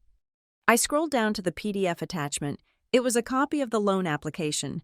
The applicant was listed as Lila Monroe, but the contact email was Tessa, Rowan, Stiles@email.com, and the collateral listed was the house on Elm Street, the house I grew up in, the house where I was told there was no room for me. I sat back in my chair, the air conditioning in my office suddenly feeling freezing cold. They had not just forgotten me, they were using me.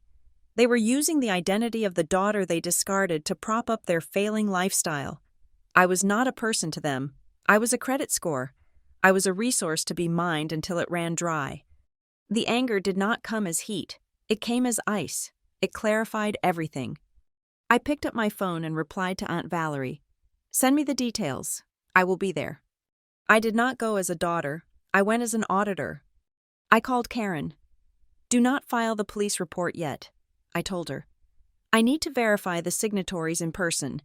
But I need you to do something else for me. I need you to contact the organizers of the Iron Creek family reunion. Tell them Waitrace Dynamics would like to be the platinum sponsor for the event." "Why would we do that?" Karen asked, confused. "Consider it a charitable donation," I said. "I want the biggest banner they have, and I want my name on it." 2 weeks later, I drove a rented black sedan into the gravel parking lot of the Iron Creek Community Hall. I deliberately chose a standard model. Nothing flashy. I did not want to look like the CEO of a multi-million-dollar logistics firm. I wanted to look like a ghost. The hall was exactly as I remembered it, smelling of floor wax and stale popcorn. Streamers hung from the ceiling. A DJ was playing country hits from the 90s. I walked in. The air was thick with humidity and cheap perfume. Aunt Valerie saw me first. She shrieked, dropping a plastic cup of punch, and ran over to hug me. She smelled like lavender and cigarettes. Her hug was real. She was shaking. "Oh, Lila," she cried into my shoulder. You look so grown up. I did not think you would come." "I would not miss it," I said, my voice steady. I pulled back and looked around the room. I saw them near the buffet table. Greg Rowan looked older. His hair was thinning, and his shoulders were slumped, as if gravity pulled harder on him than on other people. Tessa stood next to him. She was wearing a dress that was too tight and too bright, trying desperately to hold on to a youth that had fled years ago. And behind them was Mia. She looked uncomfortable, shifting her weight from foot to foot, her eyes glued to the floor. I walked toward them. Valerie trailed behind me, beaming. "Greg, Tessa," Valerie called out. "Look who is here." My father turned around. He looked at me. His eyes slid over my face without recognition. He saw a woman in a linen suit. He saw a stranger. He smiled that polite, vague smile he used for customers at the hardware store. "Hello," he said, extending a hand. "Nice to meet you. Are you a friend of Valerie's?" It was a punch to the gut, but I did not flinch. I reached out and took his hand. It was clammy. "Hello, Greg," I said. "It is Lila." He froze. His hand went limp in mine. He blinked, stepping back as if I had slapped him. "Lila?" Tessa spun around. Her eyes widened. She took in the suit, the shoes, the way I held myself, but then her eyes dropped to the name tag I had just clipped onto my lapel. Lila Rowan, CEO, Waitrace Dynamics. I saw the blood drain from her face. It was instantaneous. She looked from the name tag to the large banner hanging over the stage. Event sponsored by Waitrace Dynamics. She knew the name. Of course she knew the name. She had probably Googled me when she started using my social security number. She knew exactly whose credit rating she was ruining. She just never expected the owner of that credit rating to walk into her community hall.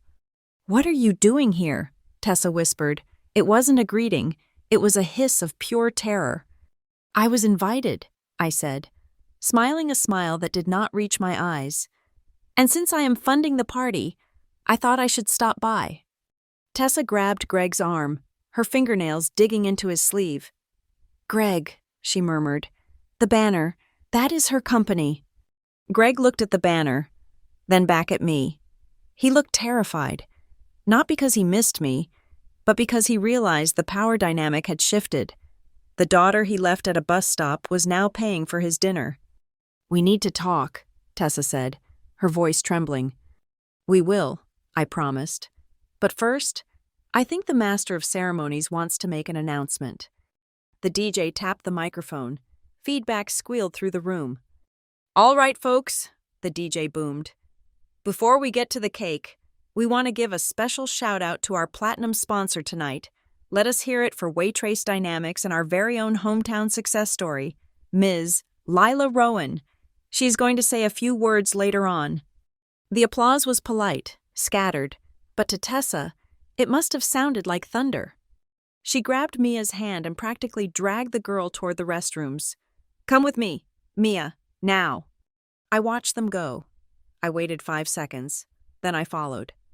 The restroom was an old, tiled room with 3 stalls. I slipped into the one furthest from the door and locked it quietly. I stood on the toilet seat so my feet would not be visible. A moment later, the main door swung open. Tessa and Mia burst in. "Mom, you are hurting me," Mia complained. "Quiet," Tessa snapped. I heard the lock of the main door click. She had locked them in. She thought they were alone. "Listen to me." Tessa's voice was low, frantic. "That woman out there, she is not who she says she is. She is dangerous. Mia." "She is my sister," Mia said, her voice shaking. "She is Lila. You said she ran away." "She did run away," Tessa hissed. "She ran away and left us. She broke your father's heart, and now she is back because she found out we are having money trouble. She wants to embarrass us. She wants to ruin us." "But she is paying for the party," Mia said, confused. "Why would she pay if she wants to ruin us?" "It is a trick." Tessa sounded unhinged now. "She is going to go out on that stage and tell lies about us. She is going to tell everyone we were bad parents. She is going to try to send me to jail. Mia, do you want your mother to go to jail?" "No," Mia whimpered. "Then you have to help me," Tessa said. Her voice shifted. It became the voice she used to sell dresses. Smooth, manipulative, deadly. "If she starts talking, if she starts accusing us of things, I need you to stand up for this family." "What do I do?" Mia asked. "You just say she is lying," Tessa commanded. "You look at the police, you look at the family, and you say, 'She is lying. Tell them she demanded money from us. Tell them she threatened us.'" "But that is not true," Mia whispered. "It does not matter what is true." Tessa slammed her hand against the sink. The sound echoed off the tiles. "It matters what survives. Do you like your house, Mia? Do you like your school? Because if she wins, we lose everything. Daddy loses his job. We lose the house. We end up on the street. Is that what you want?" I stood in the stall, my heart pounding so hard I thought they would hear it. This was it. This was the mechanism of control. This was how she had turned my father against me. And now she was doing it to Mia. "No," Mia said, sounding small and terrified. "Then you do exactly what I say," Tessa said, her voice dropping to a whisper. "If things go bad out there, you say she's lying. I will handle the rest. I have a plan. Just remember the line. She is lying. Say it." There was a silence. "Say it, Mia." "She is lying," Mia whispered. "Louder, like you believe it." "She is lying," Mia said, her voice breaking. "Good girl," Tessa said. "Now wash your face. Do not let anyone see you cry. We are Rowans. We do not crack." I heard the water running. I heard the paper towel dispenser. Then I heard the door unlock and close as they left. I stood there in the silence of the bathroom stall. I was shaking. But not from fear. I was shaking with rage. I reached into my pocket and pulled out my phone. I stopped the recording I had started the moment I entered the stall. I looked at the file. Voice memo 01. Tessa thought she was building a shield. She did not realize she had just handed me the sword. I stepped down from the toilet. I unlocked the stall. I walked to the mirror and looked at myself. I fixed my lipstick. I smoothed my lapel. "We do not crack," I repeated to my reflection. I walked back out into the hall. The DJ was queuing up a slow song. The air smelled of impending rain. I saw Tessa and Greg huddled in the corner, whispering. I saw Mia standing by the punch bowl, looking like she wanted to disappear. I walked over to the stage. I nodded to the DJ. "I am ready to speak now," I said. The DJ cut the music. The room went silent. I stepped up to the microphone. The feedback whined again, then settled. I looked out at the sea of faces, people I had known my whole life, people who had watched me grow up and done nothing when I vanished. I looked at Tessa. She was staring at me with a mixture of hatred and panic. She was waiting for me to detonate the bomb. But I wasn't going to detonate it yet. I was going to let her arm it herself.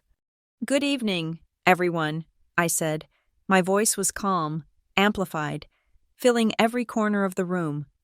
"My name is Lila Rowan, and I want to tell you a story about a bus stop." Tessa squeezed Greg's hand. I saw her lips move. "Here it comes." The trap was set. Now, All I had to do was wait for the prey to step into the light. The wooden steps of the stage creaked under my heels as I ascended. It was a familiar sound, the groaning of old timber that had supported decades of high school plays, town hall meetings, and bingo nights. The Iron Creek Community Hall had not changed much in 10 years. The air still smelled of floor wax and stale popcorn. The neon lights overhead buzzed with a low, headache-inducing hum. I walked to the center of the stage. The microphone stand was taped together with silver duct tape. Behind me, illuminated by the harsh glare of a spotlight that was slightly off-center, hung the banner I had paid for. Welcome, Rowan Family Reunion, sponsored by Waitrace Dynamics. I tapped the microphone. A sharp squeal of feedback sliced through the room, silencing the chatter of 50 relatives. Cousins froze with forks halfway to their mouths. My father, Greg, looked up from his plate of potato salad, his eyes wide and wary. Tessa sat beside him, her spine stiff, her smile plastered on like a decal that was starting to peel at the edges. I took a breath. The air was thick and humid, but my lungs felt clear. "Good evening," I said. My voice boomed through the old speakers, echoing slightly off the back wall. "Thank you all for welcoming me back." I looked out at the sea of faces. I saw my third-grade teacher. I saw the neighbor who used to yell at us for riding bikes on his lawn. I saw people who had known me since I was in diapers, yet who had not asked a single question when I vanished from the town roster. For those who do not know me, or who perhaps do not recognize me, I continued, keeping my tone light and conversational. My name is Lila Rowan. I am the CEO of Waitrace Dynamics. I gestured to the banner behind me. We are a logistics company, I said. We help businesses find the most efficient path from point A to point B. We analyze maps. We look for roadblocks. We ensure that nothing gets lost in transit. I paused. I let the silence stretch for a beat, calculating the tension in the room like a variable in an equation. Growing up in Iron Creek, I spent a lot of time looking at maps, I said. I used to sit on my bedroom floor and trace the highways leading out of town. I was fascinated by the idea of departure. I wanted to know how you get from a place where you feel invisible to a place where you can be seen. A few people nodded. It was a standard local girl does good speech so far. Safe, inspiring. Then, I shifted my weight. I locked eyes with my father. But the most important lesson I ever learned about logistics did not come from a textbook. I said. My voice dropped, becoming softer, more intimate.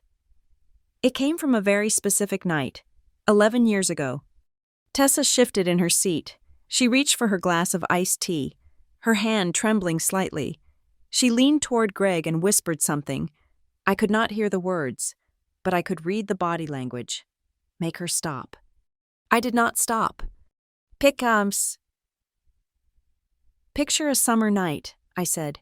It is hot. The cicadas are screaming. There is a girl, 18 years old. She is wearing a blue graduation gown. She is holding a diploma that is getting wet because it has started to rain. The room went dead silent. The clinking of silverware stopped completely. She is standing at a bus stop on County Road 9, I continued. The sign says the next bus comes at 10:45 p.m. She has a backpack with 3 shirts in it. She has a cell phone with a dead battery, and in her hand, she's holding exactly $10. I saw a ripple go through the crowd. The older relatives exchanged glances. They knew that bus stop, and they were starting to do the math. $10, I repeated. That was the severance package she was given by the people who were supposed to protect her. She watched the taillights of her family's car disappear around the bend. She watched them drive home to a warm house, to a dinner party, to a life that no longer had room for her. Tessa let out a short, sharp laugh. It sounded brittle in the quiet hall. "Oh, for heaven's sake," she hissed, loud enough for the table nearby to hear. "She is being dramatic. It is a performance." But nobody looked at Tessa. They were looking at me. I stood there for 4 hours, I said. I sat on a metal bench that smelled of rust, and in those 4 hours, I realized something fundamental about the supply chain of human relationships. I gripped the microphone stand. I let the anger I had buried for a decade seep into my voice, controlled and cold. I realized that sometimes, the people who claim to love you will calculate your value, decide you are a liability, and leave you by the side of the road. And the worst part is, they will call it responsibility. They will call it teaching you independence. I looked directly at Greg. He was staring at the tablecloth, his face a mask of misery. He was shrinking in his chair, wishing the floor would open up and swallow him whole. "But here is the thing about being left behind," I said, lifting my head. "It teaches you how to move." That night, I got on a bus. I took that $10 and I bought a ticket to anywhere, and I started drawing my own map. I gestured to the banner again. "That is why I founded Waytrace," I said, "and that is why, today, I am announcing the launch of the Crossroads Fund and our new bus stop initiative." I saw the confusion on Tessa's face. She had expected an attack. She had expected me to scream and point fingers. She did not know how to handle a corporate pivot. "The Bus Stop Initiative," I said, my voice ringing with authority, "is a scholarship and grant program designed specifically for young adults who have been displaced, for the kids who age out of foster care, for the teenagers who are told to leave home because they are too expensive or too difficult, for anyone who has ever found themselves standing on a curb with $10 and nowhere to go." I leaned into the mic. "Because no one," I said, letting the words hang in the air, "no one deserves to stand alone at the bus stop of their own life." I stepped back. For 3 seconds, there was absolute silence. Then, a single pair of hands started clapping. It was Mia. She was standing by the door, her face pale, clapping slowly and rhythmically. Then Aunt Valerie stood up, then the neighbor, then the third-grade teacher. The applause swelled. It wasn't raucous cheers. It was a heavy, emotional wave of recognition. People were wiping their eyes. They looked at the banner, then they looked at Greg and Tessa.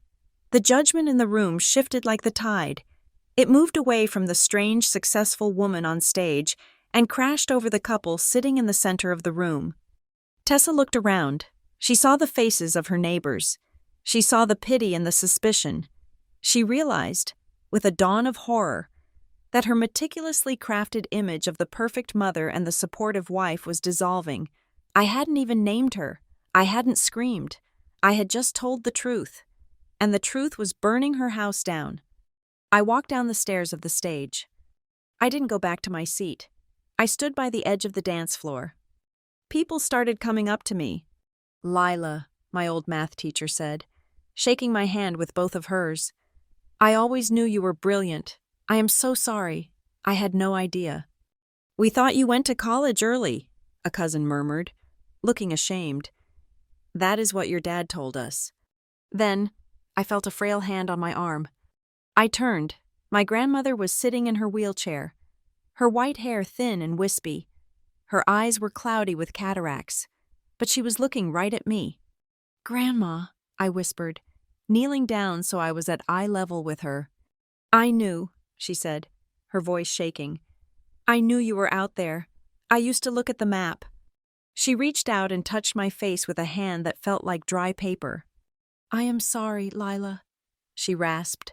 "I am so sorry I was not strong enough to make them stop. I was old. I was tired. But I should have fought for you."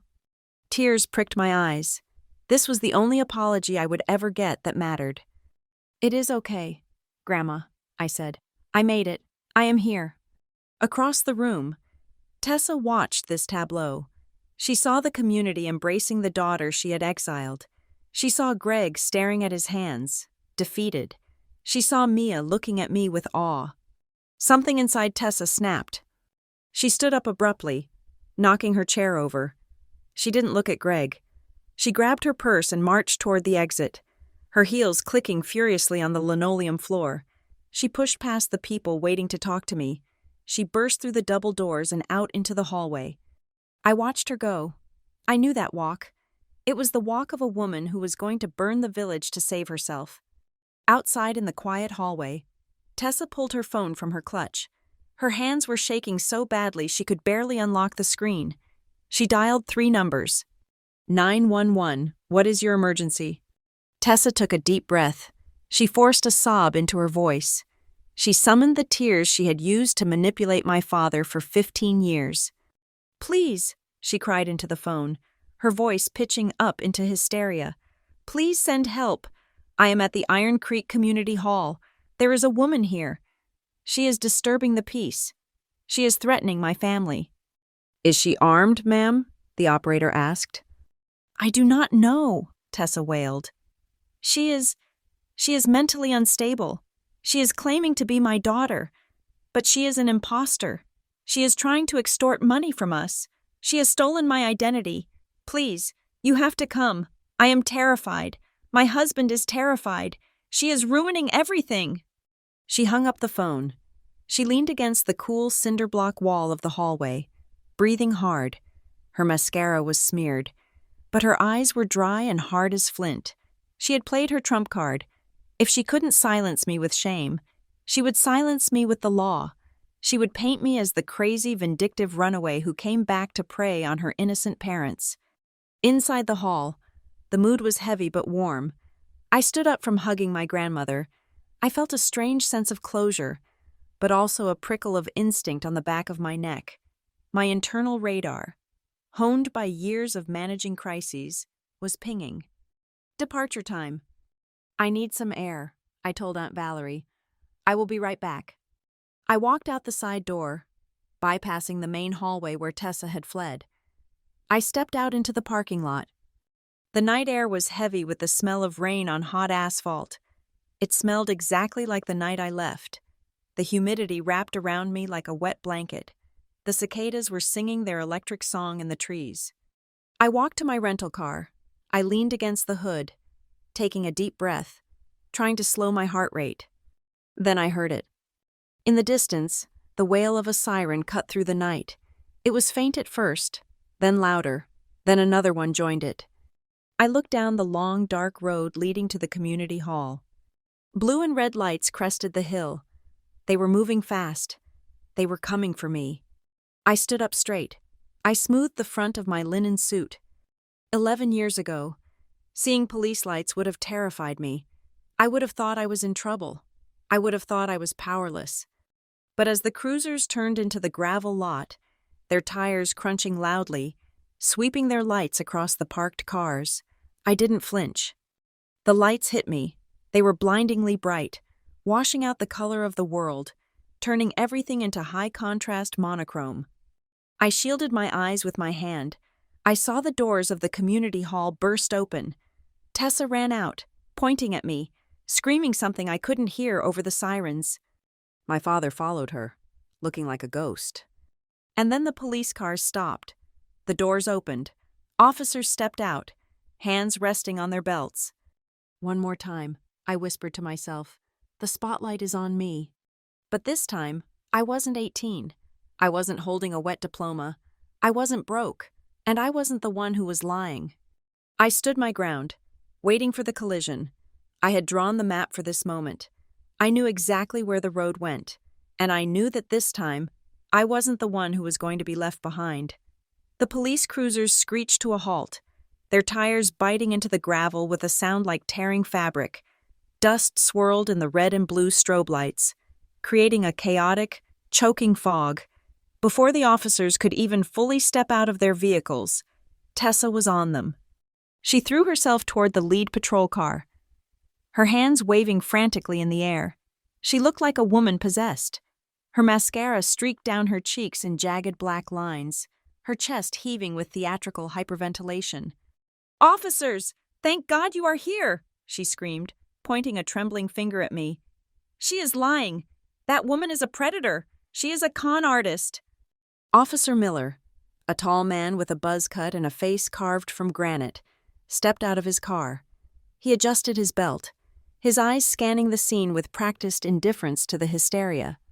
"Calm down, ma'am," Miller said, his voice a low rumble. "What is the emergency?" "It is her!" Tessa shrieked, stabbing her finger in my direction again. "She crashed our family reunion. She is claiming to be my stepdaughter, but she is an imposter. She demanded $50,000 from us. She said she would ruin our reputation and spread vicious lies about us if we did not pay up. She is blackmailing us right now." The crowd of relatives had spilled out onto the porch of the community hall, watching the scene unfold like a car wreck they could not look away from. My father, Greg, stood a few feet behind Tessa. He looked gray. He looked like a man who was praying for a heart attack just so he would not have to deal with the conversation. Officer Miller turned his gaze toward me. I was standing by my rental car, arms crossed, perfectly still. I did not scream. I did not cry. In the world of logistics, panic is an inefficiency. "Ma'am," Miller said to me, walking over, "step away from the vehicle. I need to see some identification." "Of course, officer," I said. My voice was calm, contrasting sharply with Tessa's shrieking. I reached into my purse slowly. So as not to alarm him, I pulled out my driver's license and my corporate ID card. "My name is Lila Rowan," I said clearly. "I am the CEO of Waytrace Dynamics, based in Denver. I am not here to extort anyone. I am actually the platinum sponsor of this event." I handed him the ID, then I unlocked my phone and pulled up the article from Colorado Business Weekly. "If you scroll down, officer," I said, handing him the phone, "you will see a photo of me standing in front of my company headquarters.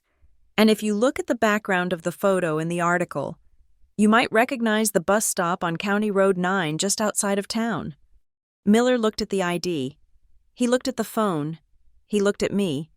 Then he looked over at the banner hanging above the community hall entrance that clearly said, "Sponsored by Waytrace Dynamics." "She is faking it," Tessa yelled, sensing she was losing ground. "She printed those fake IDs. She is a professional scammer.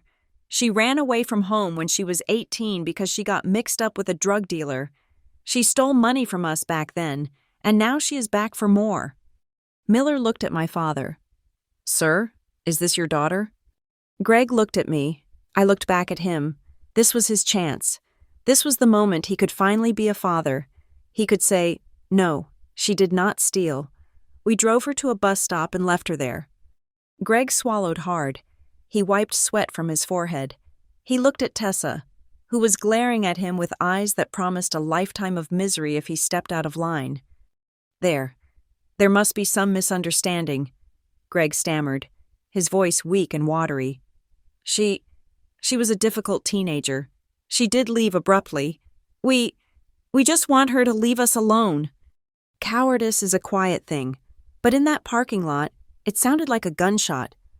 "You are not answering the question, Greg," I said, my voice cutting through the humid night air. "Did you, or did you not, drive me to the bus stop on the night of my high school graduation and leave me there with $10? "She is lying," Tessa interrupted, stepping in front of him. "She ran off with a boy. We begged her to stay." I turned back to Officer Miller. "Officer, I am not here to argue about ancient history," I said.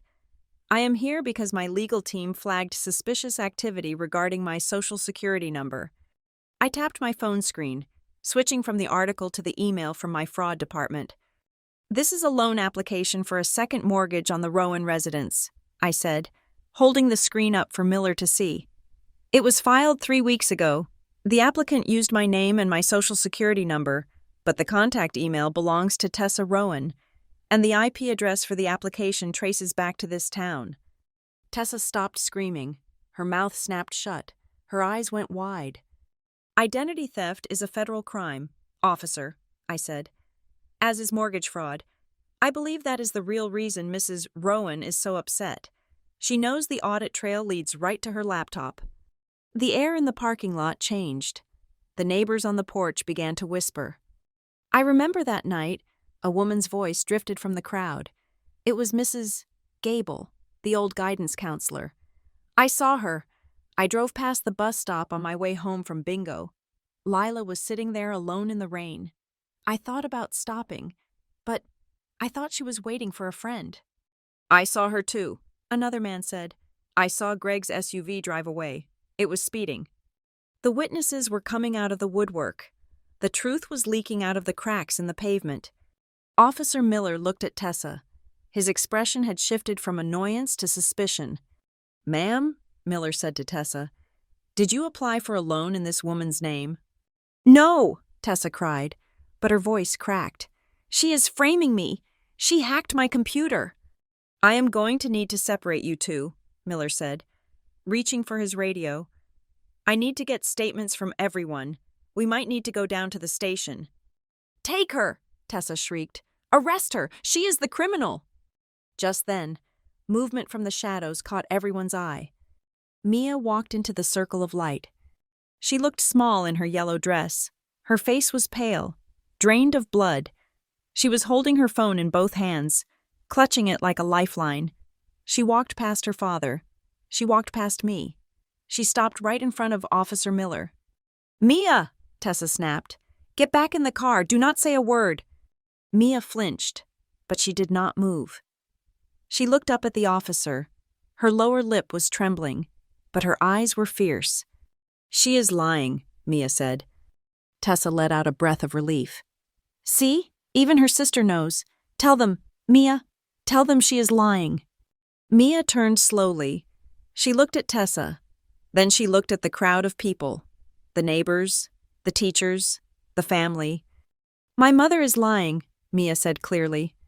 The silence that fell over the parking lot was absolute. It was heavy enough to crush a car. "What?" Tessa whispered.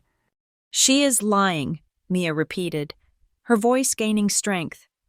"Lila did not threaten us. Mom locked me in the bathroom. She told me to lie to the police. She told me that if I did not say Lila was a scammer, we would lose the house." "Mia, shut up!" Tessa lunged toward her, but Officer Miller stepped in between them, his hand raised.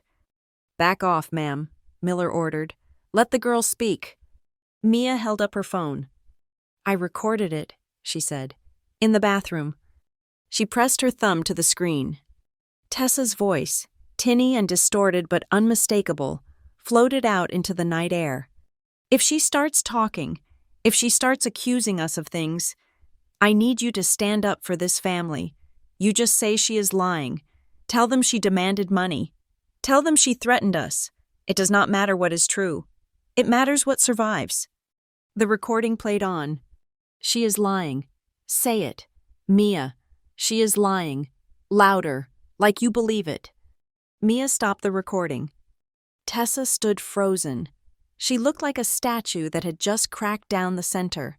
Every lie she had told for 15 years, every manipulation, every fake smile, every moment of playing the victim, it all shattered in the span of 30 seconds. The neighbors were staring at her with open disgust. Greg had his face buried in his hands. Officer Miller looked at Tessa.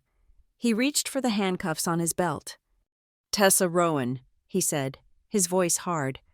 "I am detaining you for filing a false police report, and based on this evidence, we will be opening an investigation into financial fraud and identity theft." "No," Tessa whispered. "No. You do not understand. I did it for us. Greg, tell them." Greg looked up. He looked at his wife being turned around by the officer. He looked at me standing by my rental car. He looked at Mia, who was shivering now that the adrenaline was fading. He did not move. He did not speak. He stayed exactly where he always was, in the middle, useless. As they led Tessa toward the cruiser, she was sobbing, but nobody was listening anymore. The performance was over. The curtain had fallen. I walked over to Mia. "Are you okay?" I asked softly. Mia looked at me. Tears were spilling down her cheeks now. "I was scared," she whispered. "I did not want to lie anymore." "You were brave," I said. "Braver than anyone else here." I looked at Greg. He took a hesitant step toward us. "Lila," he croaked. "Lila, I am sorry. I should have—" I held up a hand. "Stop," I said. "Do not apologize. An apology assumes that you made a mistake. You did not make a mistake, Greg. You made a choice. You made a choice 11 years ago, and you made a choice tonight." "I am your father," he pleaded. "Biologically, yes," I said. "But you are not my dad. My dad is the resilience I built because you were not there. My dad is the $10 you gave me that taught me exactly what I was worth to you." I looked him in the eye. "Justice is not revenge," I said. "I did not come here to destroy you. I came here for recognition. I just needed the record to show the truth, and now it does." I turned my back on him. I wrapped my arms around Mia and hugged her tight. She clung to me, burying her face in my shoulder. "You have a place with me," I whispered into her hair. "Whenever you want it. You are not stuck here. The road is open." I let her go. Aunt Valerie stepped in to take Mia under her wing. I walked back to my car. I got in. I started the engine. The sound was smooth, powerful. I drove out of the parking lot. I did not look back at the flashing blue lights. I did not look back at the community hall. I drove down County Road 9.